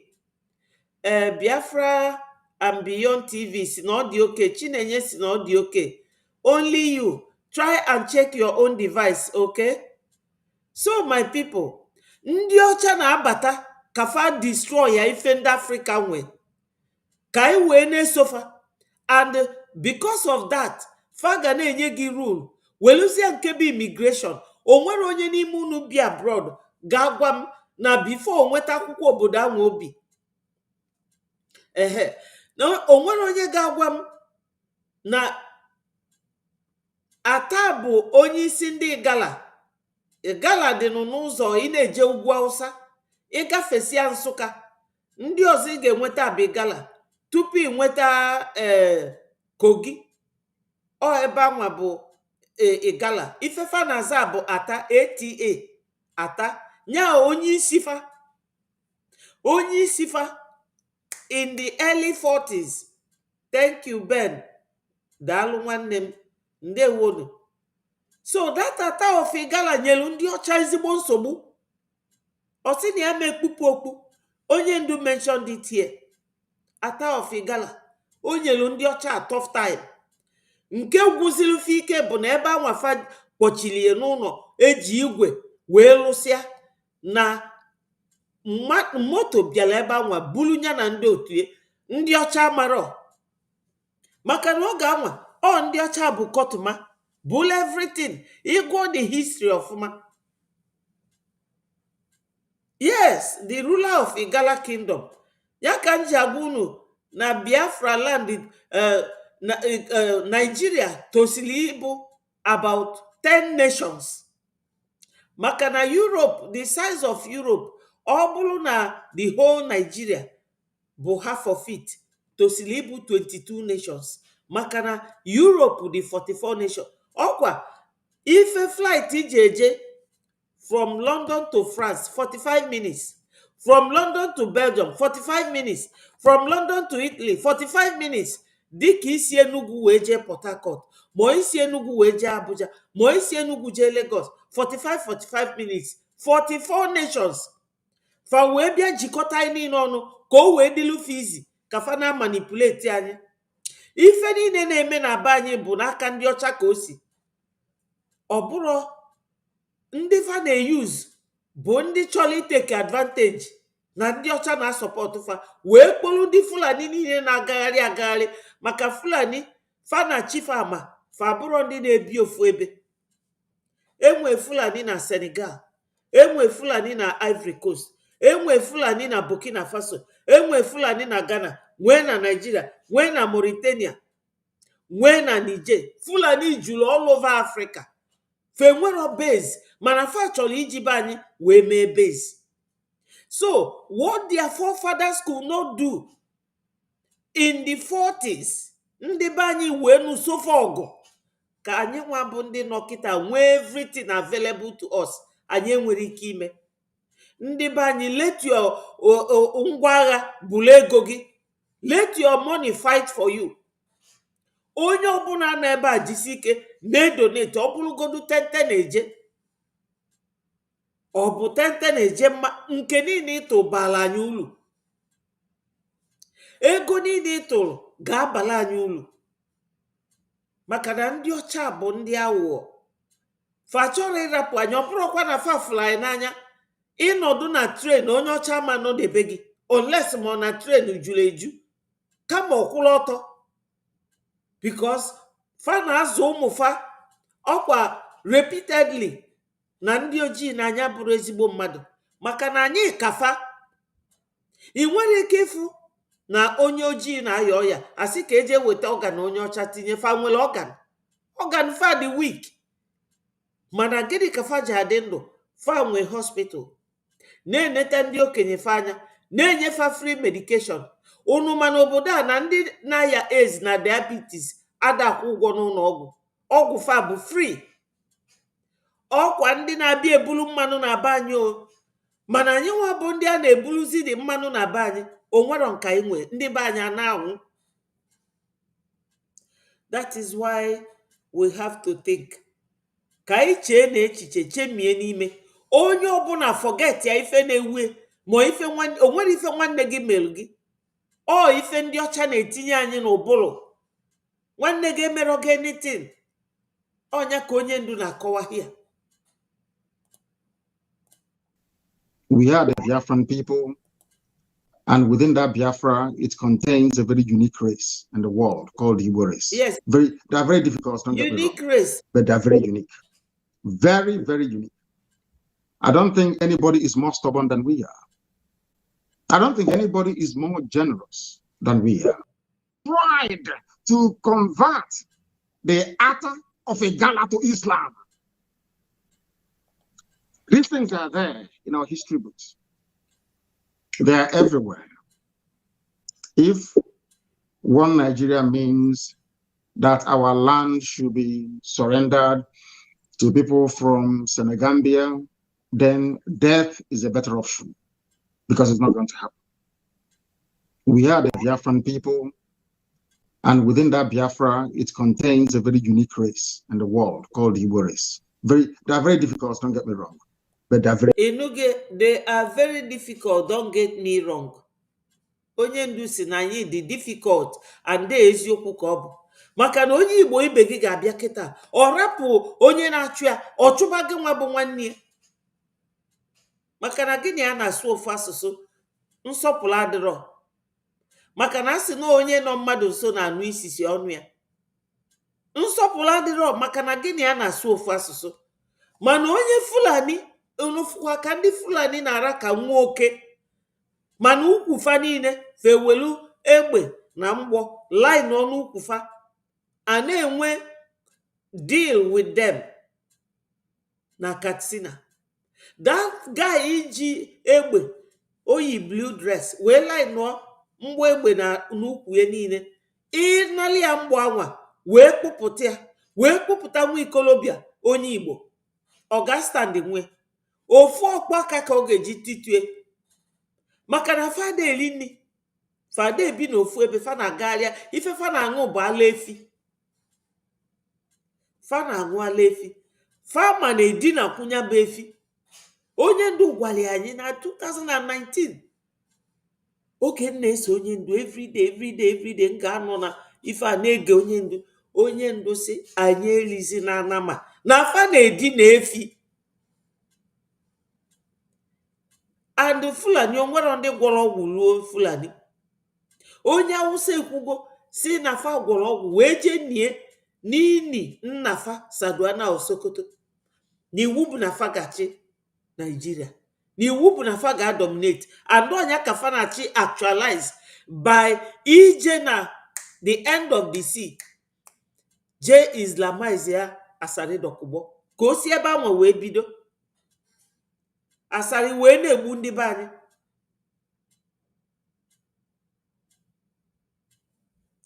Yes, you are correct, Yoshi. But fa chọrọ ka ime nye etu anwa because na ọ ga-preclude fa from the chances of ịdị na milk ife anyị nwe our natural resources.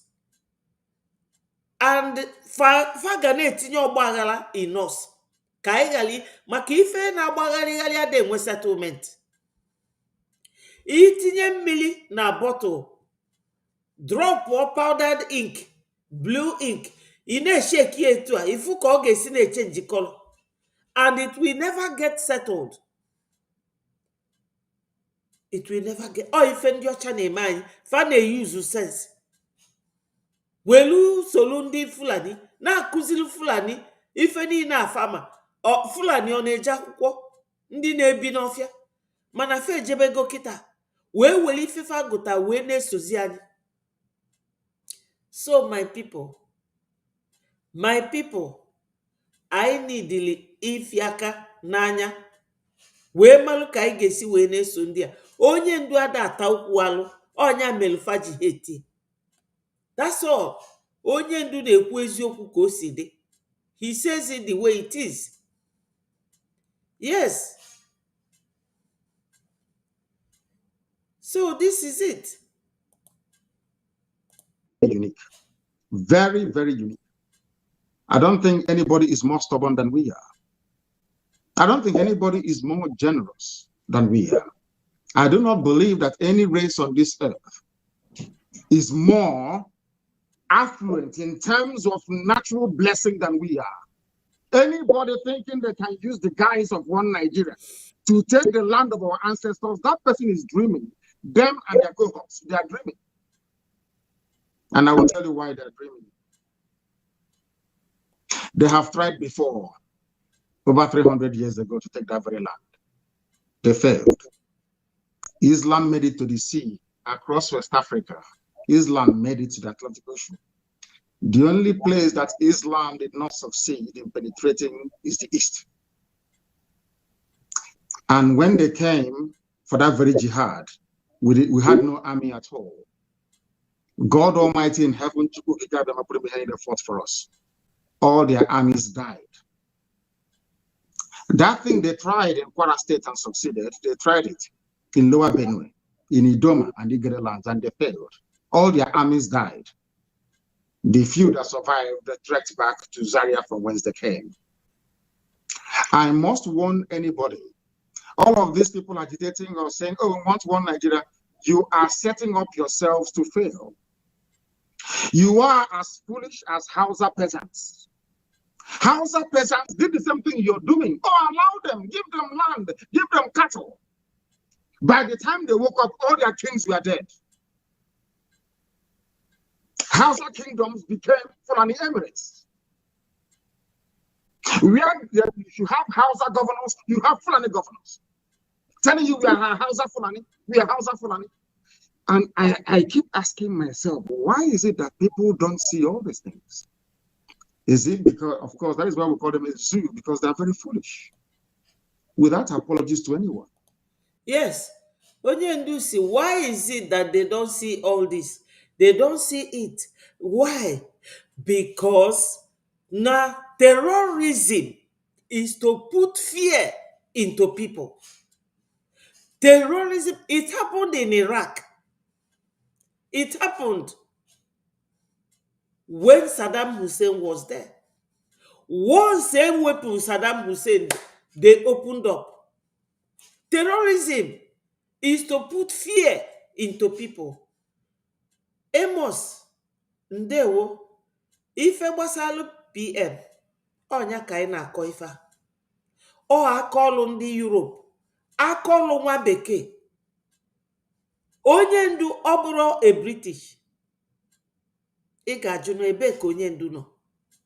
That's why nji wee wete their program together. The same thing ọ na-ekwu kịta, ọ ife na-eme ebe fa na-abọ nọ. Right now, ife na-eme with PM bụ na ebe ndị Finland, gọọmenti PM bụkwa political party na-achị Finland kịta. Ka ife fa tosili ime, I protect interest PM, but no, they did it. Maka na nwa bekee chọrọ ịbịado ndị Biafra aka n'isi. Nwa bekee na-eyuzu ndị Fulani, ọ bụ na ịnụrụ ya ka ịnụ ya, wee na-alụkọsị ndị be anyị kafa wee na-ebu oyi na gas free. Ụmụaka fa na-eje skuul fe yilu suit kpọọ tai, mana skuul adịrọ na be anyị. Anyị nwa bụ ndị nwe dị mmanụ. Ọ ka i wee mara ife bụ the action, the next action about PM. Na ndị na-egbu anya bros of Fulani, onye ndu si na anyị nwee so many enemies, and eziokwu, both home and abroad. So you should know that we are trying our best. Oh, ego niile a na-ayọ unu bịa tụọ, amarọ m na atụkwa. Amos, ọ bụ na ịlọvụ APM, bido tobe ego from today. Let me show you the link. Ị ga-eji wee na-atụnya bụ ego. Maka nọ breji na ụgwọ hearing niile PM na-eje. PM ama nọ n'ime nga wee na-atụrụ onwe ego na-akwụ ụgwọ lawyer. Ọ anyị nwa na-akwụ ya because of us ka o ji nọdụ there. Now, after 18th of June, the last hearing, they came up with pronunciation of 6 years imprisonment for Onyendu, for our PM. emego appeal and appeal ahụ aka kwụkwọ ụgwọ ya kwụọlọ ya afọ ụgwọ ifuge. So n'ọnya bụ ife nọ kịta with PM. Ọ bụrụ na ị na-efolo ị ga-ama ife dị on with PM now. Emego appeal. So until the appeal is granted, agwazia gị the day a ga-eme the hearing of that appeal. Ọ ka court si aga. When you make an application, the court will take its time to give you a date for the hearing. And they will even consider your appeal, whether Mageme allow your appeal or not. Fajukwa, you appeal again. Okay, Pesiaga. So let us continue to listen to Nyendu. In the next 20 minutes, I will conclude it. Maybe tomorrow we will continue. Because if you are not foolish, history is there for you to reference. These people asking you for land, asking you for Ruga, maintain peace, let's stay in one Nigeria. What are their antecedents? What have they done in the past? Because where we come from their behavior in the past, you now know if you can trust them or not. But it's Britain that is behind the scenes, remoting everything that's happening in this zoo. I am a British citizen. I hold a British passport. I know there are good men and women in England. It is a land of conscience. It was English people that left Southampton to come to America to build America, the land of the free. English people, yes. They traveled on a ship called Mary Rose. They landed at a place called New England. Conscientious, honorable, God-fearing people. They were the ones that helped slaves to escape from the south to the north. English people. But there is a breed we have now. Blood-sucking demons.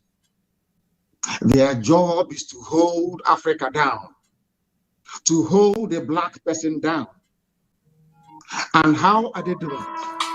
They don't want you to tamper with any of their creations in Africa, all these idiotic states, all these artificial boundaries they gave us in Africa. No, because that is the beginning of the chain that is holding us down, and they know it.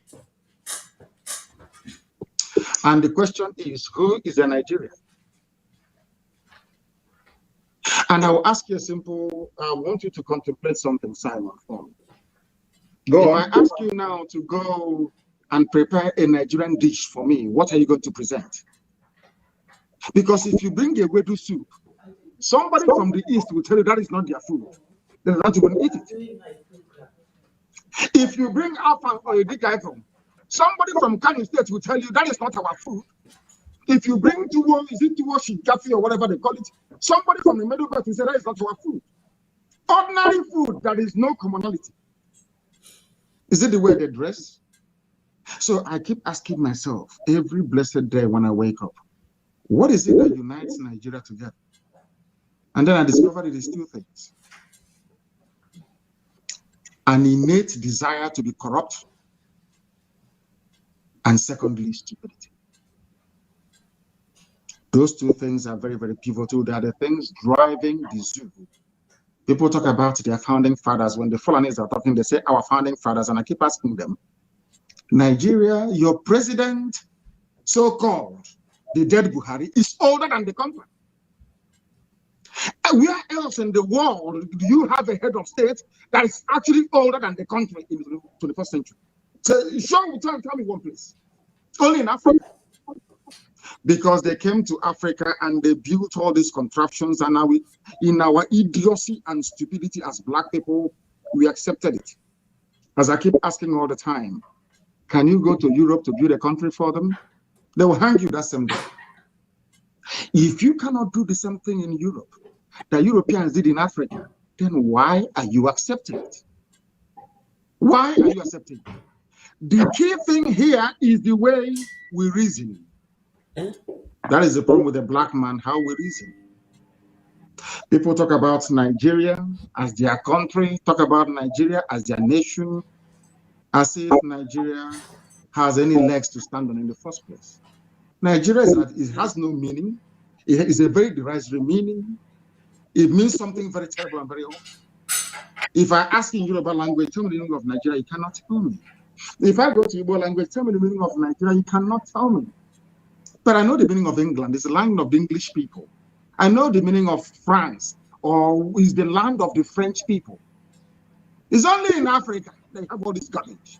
And we are, after our university, after our so-called PhD, FFD, SSD, common to reason like a human being, we cannot. Those are the things we are fighting. And those are the things that our detractors are very, very uncomfortable with.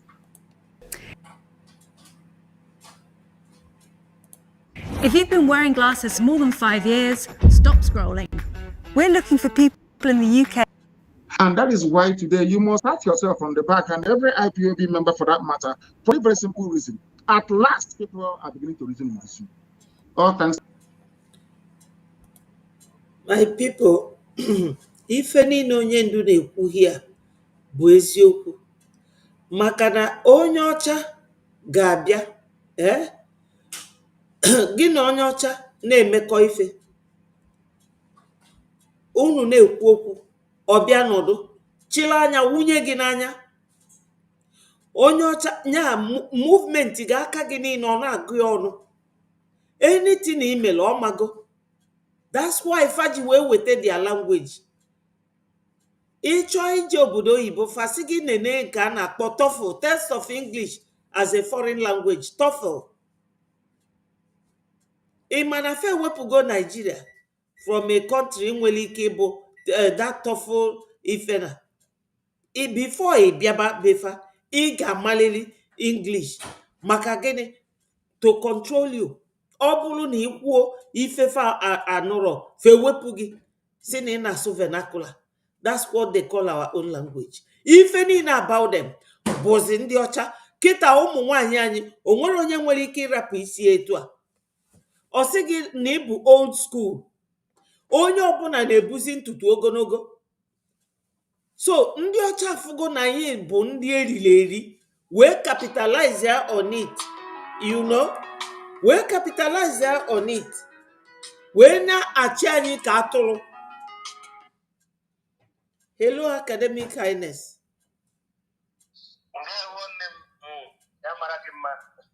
Ndewo. Ịchọ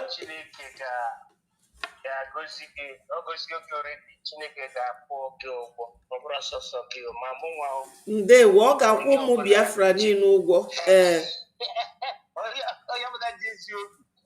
Na-azọ nwere onwe Biafra, nwere onwe ndị Afrịka, bifo ndị Afrịka nwere onwe ha, ka anyị nwegodoro onwe anyị. First of all, onye bụ ihe that singer will say, emancipate yourself from mental slavery. Yes. Maximum of Bob Marley, Lucky Dube. That should be Bob Marley. So, because if we still have mental slavery, that is the reason why today we are seeing even original Hausa people, Wari people, and seeing that Nigeria judiciary suffer with Muslim and they started organizing a rally, protest for Nnamdi Kanu to be released. Yes. But some of our brothers, like the likes of Mudele and many people else people, say let Nnamdi Kanu, say let Nnamdi Kanu be tied. Sisi go Nnamdi Kanu. Ikenga awuru. Sisi go rian Nnamdi Kanu. Madina onye na sisi go mad onwe ya na sisi go nage. But na Nigerian government when each no nyo awo us no mama onye kuzire na after God of government. Onye kuzire na after God of government. Akuzire that na government wukwana mmadu. Oh. Government bụ onye kwechi ekwe. Yes. Ndị kwechi ha ekwe. Eto anyị bụ ndị Igbo. Na just ndị Biafra bụ ndị Igbo. Amari ihe na-eme. Yes. Ọ bụ na anyị amari ihe anyị na-eme. Ọ bụ na anyị ekwero ihe dị ka okwu Chineke na-adịgwa na-asị gị ikwere na Chineke si ekwere m, ikwere na onye nwanyị Jizọs Kraịst si ekwere m, ejugo ajọ mmụọ isi ajụgo m ya. Ọ bụrụ ikwere na ị ga-enwere onwe gị, o nweghị ga-eme n'ụwa a ka ịma nwere onwe gị. Ọ bụrụ na ikwe n'ime obi gị na ị ga-enwere onwe gị, o nwere ihe ga-eme ka ọ bụ na ịfụrụ onye na-azọ nwere onwe ka gụnwa ịtọ isi azụ ya ka ị ghara ịma na onye a na-azọ nwere onwe. Maka ọ bụ na ikwelọ ị ga na-enye nsogbu. Oke, ugbu a ndị Hausa apụtago, ha matago that na ndị Nigerian gọọmenti bụ ndị ori ka ha hụ. Nigerian gọọmenti bụ ndị ori, criminals, ndị ori bi ọpụta bụ criminals n'okwu oyibo. Because ọ bụrụ that is executive ekwesịrị ịdị na-edictate legislature or judiciary ihe ọ ga na-eme. But ihe mere eji ọ bụzi executive na-edictate judiciary ihe ọ ga-eme is an evidence that na Nigerian system government entirely na ha bụ ndị ori. Ha ncha bụ partners in crime. That's why the executive na-agba ndị a ihe a ga-eme. A na-eme ka amịlọkọ, a na-eme ka akpọrọ n'ime mmiri. Yes. Now he has now we're hearing on the 10th. Ghana Dutch on the Friday. Now, yeah, this Friday will be some days now. Yeah, boring my room. Can I bear more when any good thing there that was a Friday.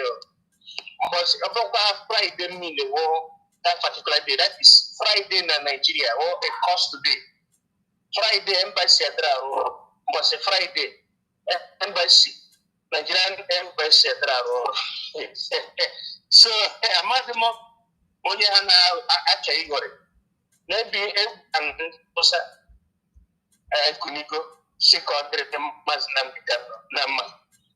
There was a go that na even Nambicano net protectable, even indigenous people, now that contraption Nahana or Zoo or Nigeria. So because of that, but also, but when you have people, maybe they have just that. Madam Bapia also. Oh, another country in Africa, they make and they and the Nepal. Let me see either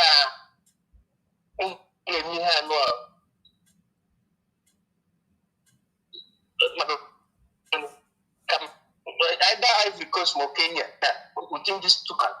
So when they have also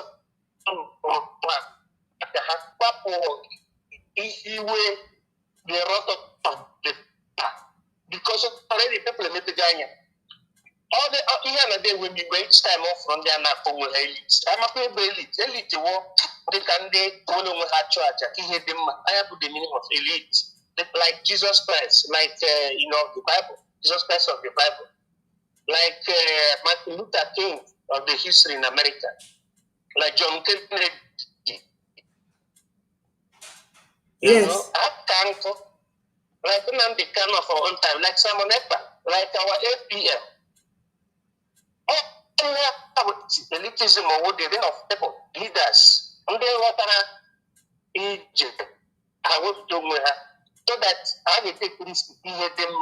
Oh, I have a little na say really they go well. As like this elites, then elites not for only the Kahawan is crying.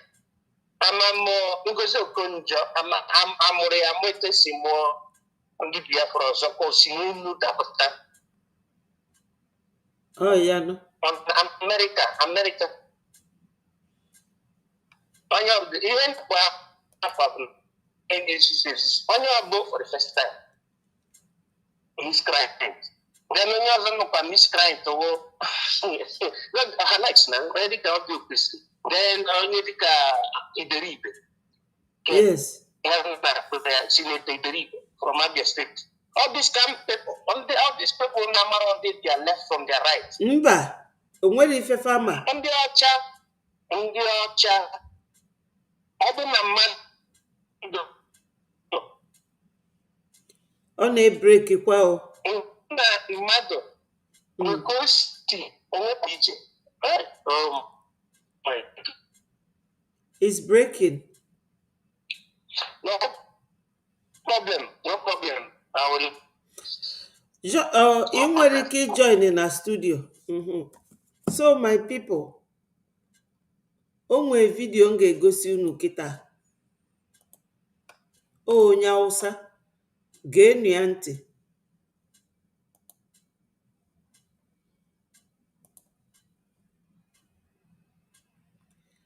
Wow, the thing apụgokwa. Oh, why? What's going on?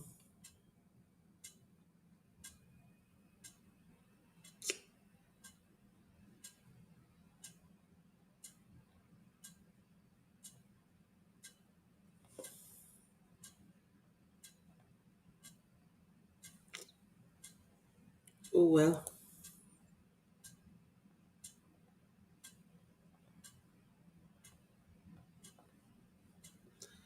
Oh, nyano.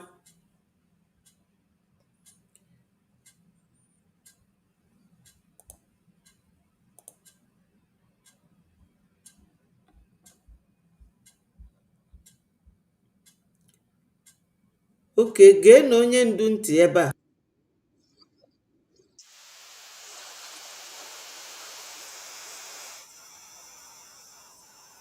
Can tell. So they're basically trying to keep me alive. So that when they calculate that I'm about to give up, that my heart is about to pack up, they will now say go. So when I go outside, I will die outside. That's what they're trying to do. The medications they've been giving to you, has it not been working? It's not working. If it's working, why would I have all these lumps underneath my... And he has written a petition to the Nigerian Medical Association, where they brought one quack doctor, somebody who is not a doctor, to treat him. To come and try and treat me. But up to now, they have not... They don't know what they're doing. And they know they don't know what they're doing. Or else, why would I have this?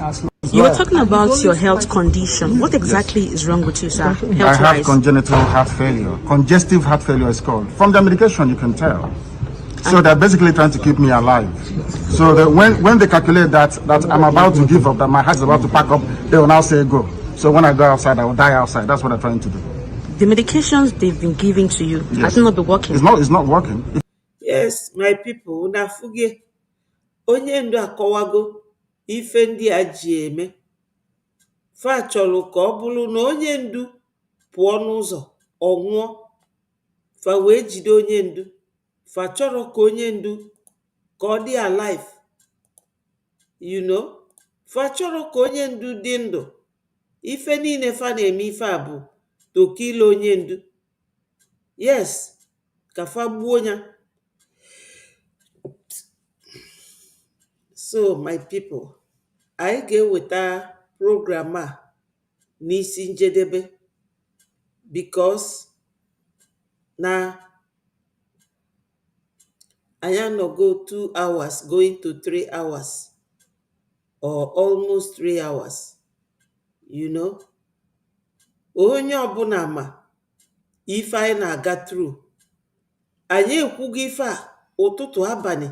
What we are going through, what we are experiencing. So ọbara ulu na every day a na-ekwukwa the same thing. No, my people, we can't be saying the same thing every day. Onwe one video m na-achọ igosi unu. Onye Yoruba, onye Hausa melu that video. And ọ nọ na that video na-achọ campaign for onye ndu. Yes, afụgo m ya. Geenụ ntị. When Mazi Nnamdi Kanu talked about the presence of Fulani Janjaweeds in Nigeria, we thought he was just singing. We thought he was saying something possibly born out of the hatred of the Northerners or the Fulanis by the Igbos. But it's now becoming clear, because I am telling you sincerely, it's only the powerful almighty Janjaweeds that can pull this thing that just happened recently in Katsina. In regards negotiating with bandits, leaving them with their weapons fully intact, and at the same time even coming to make demands for schools, markets, and the rest of it. That is to say, we're still talking about Ruga Settlement Part 2. That is just it. Sincerely. And I'm telling you, the way it looks now, it seems this Fulani Janjaweeds have Janjaweed clerics, Janjaweed politicians. And funny enough, it's not even just all about being a Muslim or Islam. The fact is, even if you are a Muslim or not, I am telling, even if you are a Muslim, as long as you are not of the Janjaweed family, I am telling you that means you are not even a Muslim. Because the way it looks now, the Janjaweed family actually is all about the radical explanation or definition of Muslim Islam, the way they understand it. I am telling you. And that is why they are able to render havoc on even Muslims themselves. And if you think what we are saying is not true, in the midst of all this kidnapping, tell me Fulanis that have been kidnapped and that they have demanded ransom for. Or tell me how many Fulani communities have been ravaged with these same people. And what is the argument? The argument, the initial reason for these such actions in the first place was based on the fact that they were attacked. A lot of their people were attacked. And I'm telling you, on what basis? On the basis that they enter people's farm and they finish their crops, most especially houses that are known to be predominantly farmers. All of a sudden, and let me tell you another attribute of these Janjaweeds. As far as these Janjaweeds are concerned, I'm telling you at the moment they don't even have a country.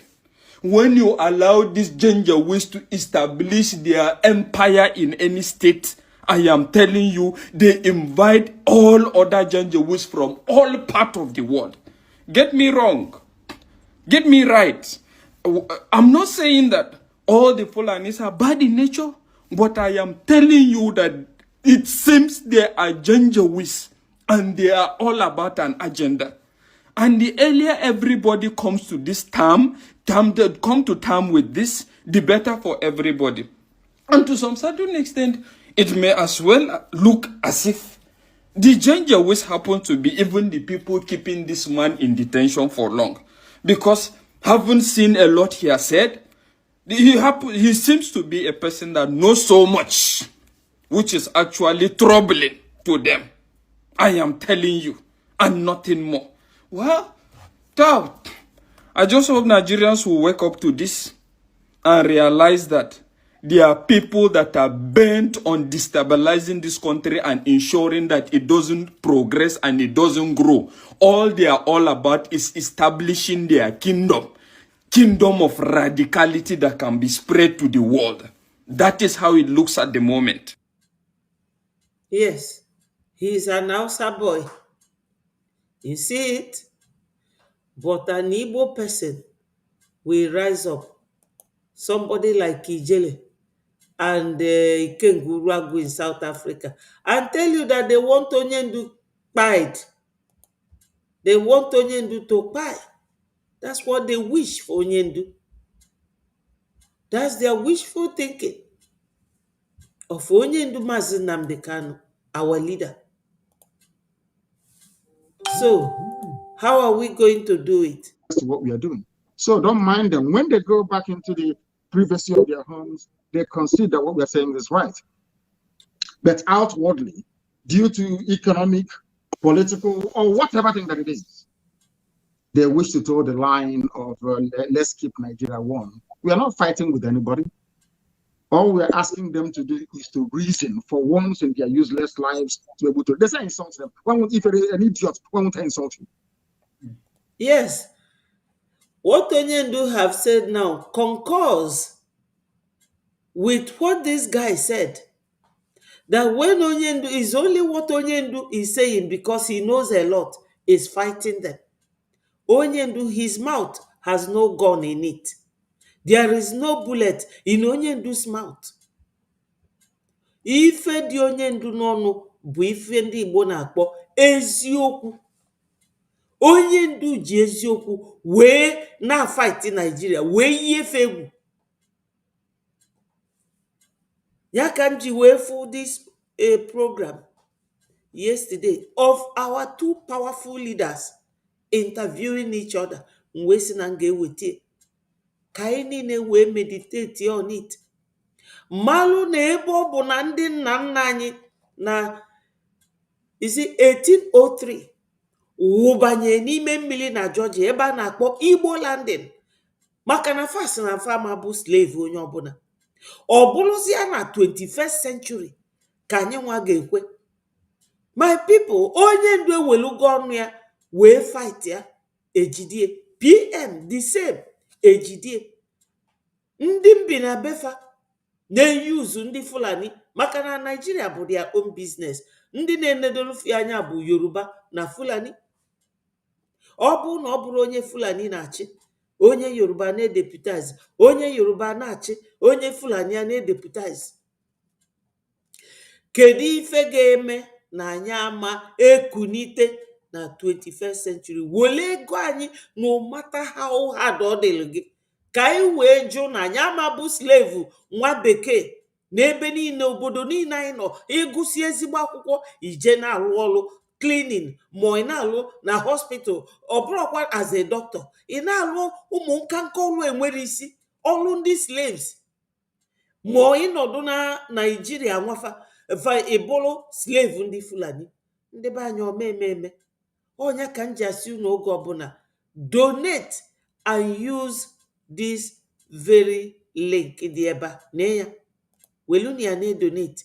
Ndị nke nọ na homeland amara ebe fa ga-edonate, kpọọnụ m n'ekwentị a +447706705575. ịkpọọ m, aga m agwa gị ebe ị ga-eje tụnye ego gị. Maka na ndị nọ na Ariaria na-azụ afịa ji ego, ndị nọ na Oshodi ji ego, ndị nọ na Mushi ji, ndị nọ na Idumota ji, ndị nọ na Akerele, ndị nọ na Festac. Unu Lotif Ojukwu gwara unu oge ọ na-akpọ unu Igbo ndị nzuzu. Obasanjo so wee nụso anya agha. Ifu n'oge Okonji Iweala na-asị ka ha bịa dredge ya Rivers, Cross River nwelu mmiri ebe join Cross River na Abakaliki. Anyị nwere ocean there. Anyị nwekwuru n'Igwocha fajụ, maka na fa chọrọ development na be anyị. Fa chọrọ ka anyị na-abịa befa, maka na nwa bekee ndị mbi na befa bụ ndị nwe Nigeria. Nigeria bụ their own enterprise. Ndị na-enedolufi anya bụ Fulani na Yoruba. Ama m ife o ji afị unu arụ nghọta. Ka anyị were ego anyị a tụọ support our leader for now. Our leader now bụ Oge Nkere with our government Breji. Ka anyị support ya wee pụta n'ife anyị na-eme. Maka na recognize ana anyị kịta ije na UN summit, Nigeria nọdụ n'ofu akụkụ, anyị anọdụ n'akụkụ nke ọzọ.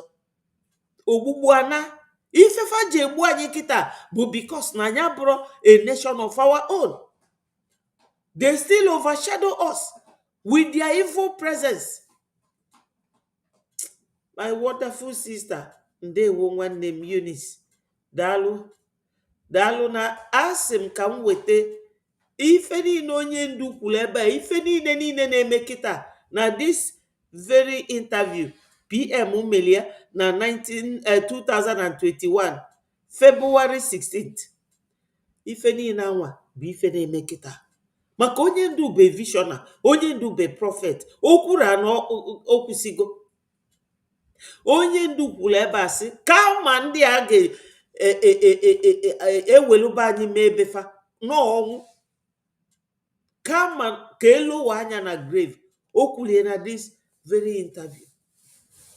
So ndị be anyị onye ọbụla, ọ bụrụ onwe anyị ka anyị na-anụsi ọgụ.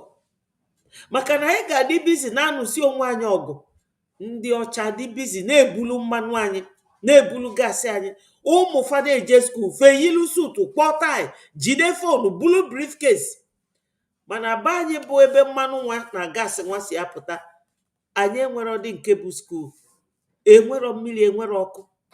Fa live better life n'enu blood ụmụnna anyị ya na-egbu n'Ọkigwe, na-egbu n'Owerri, na-egbu na Orlu, na-egbu n'Enugu steeti, na-egbu all over, na-egbu na Abakaliki. Ọbara ụmụnna anyị ka ndị ọcha ji ebi. Ọ bụrụ ịbata na your platform isiri Oge Nkere si gị, isi Ngozi si gị, onye asị gị, Simon Ekpa sị gị Betia sị gị asịrọ gị ịrapụ Gumi na Pantami na Shetima na El-Rufai. Ị ga na-agwa ndị ụwa nọ ndị na-achị terrorist ka esi achị efi. Ọ bụrụ ụmụnne gị ka ị ga na-ekwu. I forget ya na ọ bụrụ nwanne gị anwa na-egbu gị nọọ ndị ọcha na-eyuzu Fulani. Ịkpọọ afa ndị Fulani a because na Canada judiciary jisiri ike wee sị na APC and PDP na fa bụ terrorist organization. Then gị nwa bụzi onye Biafra na-egbu. Ọ bụrụ nwanne gị ka gị mma. Ị chọrọ gentle taa, echi chọọ bute ụzọ. Nwanne echi chọọ nje makeup ndị ị ga-egbu. Ndị be anyị ife a na-eme unu ka ala. Ọ ga-apụ unu ezigbo ala chaa unu ọkụ n'isi. Onye amarọ ka ọbala si alụ ọlụ ya na ife na-eme ndị Benue kịta maka na ifefe mee na 1966. Ndị be anyị na-agba ọsọ si n'ugwu Awụsa gbalụpụta fegbuo fa na Benue. Today gịnị na-eme? Egwu arọgokwanụ ndị nkata ike. Egwu ọrọgo ndị nkata ike. Onye amarọ asụ isi na ị na-asụ naanị ịsụsị ya naanị gwa m ụlọ inweta. Ị ga-asụrịrị n'ikwe by donating ka ị wee nweta your freedom. These our men nọ naanị ọ ife CRC nke o bidoro aka na ada enyefe ego a na-enyekwa ego to ndị lobbyist. A ga-enye ndị a nye ndị a.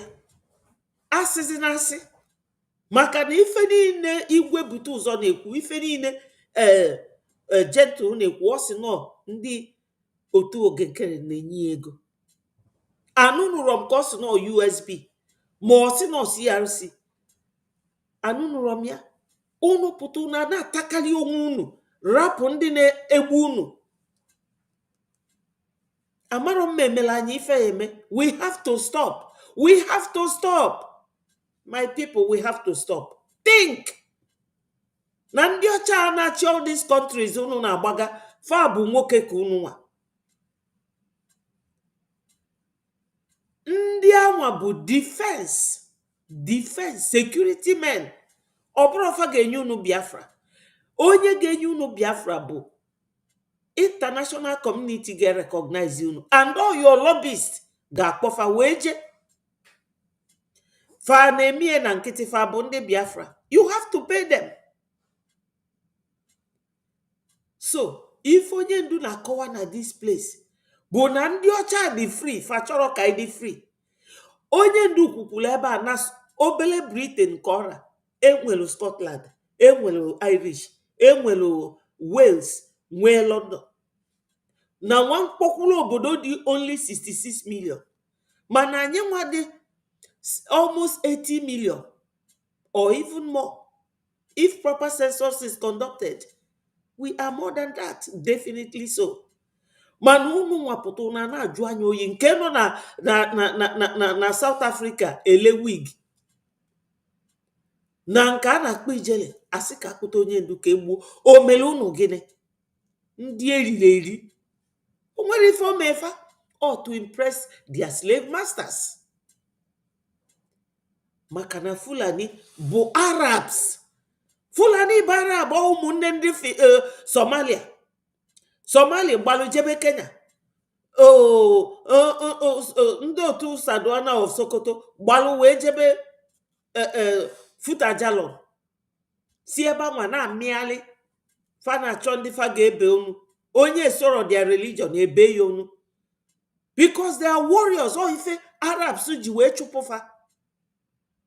Ifuru ha n'ezigbo onye Fulani na Somalia anya etufasi adị. Because fa te cream kita fachaba ọcha dị ka ndị ọcha. Fa bụ Arabs. O ife Fulani bụ Arabs wee chụọ fa chụpụ fa wee na-agagharịzi everywhere. Gụọ no history. Fe nwere ụlọ fe nwere obe. And they are warriors. So fa wee jilu that their warlike nature when they terrorize everybody. And onye ndu kwuru ya here na this interview, no so east, bebe fe nwere ike n'ụlọ ọgụ fa nwa wee bịa. Our forefathers defeated them. O wee bụrụ na this generation ka unu ga-agbachi nkịtị Fulani wee bịa defeat anyị. When you know you can donate, donate reje, donate eje mma. Onye na-eji ime invest kịta, igo moto, igo ụlọ, egoro m ụlọ, enwere m ụlọ, enwere m ka, enwere m ka, ikene ebe ibu ya na. Onye dukwu na this interview na anyị bụ tribal people in nature. Ịnọkata isi Christmas or August meeting na ịnababu unu ndị ọcha ọ bụrụ nature fa. Ka ezi ka anyị si arapụ our culture na-eso nke ndị ọcha. Every country je n'ụwa onye Biafra nọ there. Anyị nwere ike ije chịkọta onwe anyị ọnụ, develop our own nation. This is how it is. Anyị abụrụ slaves na be ndị ọcha. Ịnata Nigeria, ị bụrụkwa slave. For how long? Ndị nna nna anyị nụrụ ọgụ, anyị nwa ka na-anụ ọgụ. So ọ bụrụ na anyị emere kịta, ụmụ anyị kunikwa fa na-anụ ọgụ. My people, we have to end it with our BrejiRestorationHope.org. That's the new payment link. Or you call me on this number showing here. Enwekwe etu ọzọ, onwere etu ọzọ. Onye akọzi n'oge nkere ọnụ na onwere onye oge nkere, onwere onye odi na nwunye, onwere onye ozuru ji, onwere onye ozuru edi. Oge nkere is just like Ojukwu. Oge nkere is just like these two great men nọ here. Unu chọọ ka oge nkere gbachi nkịtị ka ọ bụla etu a ka this our handsome men ga-esi wee end up. No, my people. Unu ekwekwa na onye ọbụla bịa donate. Donate. It doesn't have to be on Saturday. Saturday ka a na-akwa afa ndị donate. Every week, every time. I'm on a donation. That's what we need right now. So my people, I have been here 3 hours, 46 minutes. I will leave and come back to space by 3 p.m. Anyị ga na-anụ ya. Onye jide nke oji nya welie bịa. Ma ndị na-ekwu n'ọnụ, ma ndị na-ekwu n'aka, ma ndị na-agba egbe. Iwu bụ na anyị amabunata slave again. I nwee Biafra onye chọọ travel abroad or travel all with family just for leisure, holiday. Ọ bụrụ ije lụọ ọrụ, ụfọdụ ga-ego TV, ịma watch that TV. Maka na ụtụtụ ịgbapụ, mgbede ịgbanata, ịdịnala n'izu ike, ụlọ eburu gị, TV a na-ekiri onwe. My people, we have passed this Rubicon. Let us not drag ourselves back. I will leave you here and love you, my wonderful Biafrans. All must continue to hail Biafra. Thank you so much. I appreciate all of you that came. Ndewonu. Chukwu ga-agọzi Biafra. Gọzie ụmụ Biafra. Gọzie anyị niile. O nwere ife ga-eme onye ndu. Onye ndu si na ya nwelu lump everywhere. Ụkwụ ya aza. Mana fa chọrọ idupụtie. But fast is not 26th of this month. 26th bụ Thursday. So my people, ka anyị na-ene anya mafa ga-arapụ onye ndu, mafa ga-ejidekwana ya. Mana ife niile unu na-eme kịta, onye ndu dị happy with you people. Dịkwa happy with our current leader, His Excellency Maazị Ogechukwu Nkere. Chukwu ga-agọzie. Chukwu ga-agọzi ụmụ Biafra. Ka ọ dịzianụ. I love you all so much. I love you. Ụwa niile m ga-apụta, m ga-abụkwa onye Biafra. Ise. My people, unu alarụkwa n'ụla. Unu alarụ n'ụla. Na onye ndị ilo gbara gburugburu ga na-eche ndụ ya nche mgbe niile. Ụmụ Biafra, unu alarụ na. Onye larụ ebule egbue. All hail Biafra. Peace, progress, unity and equity. Ka emesianụ, my people. Bye from here.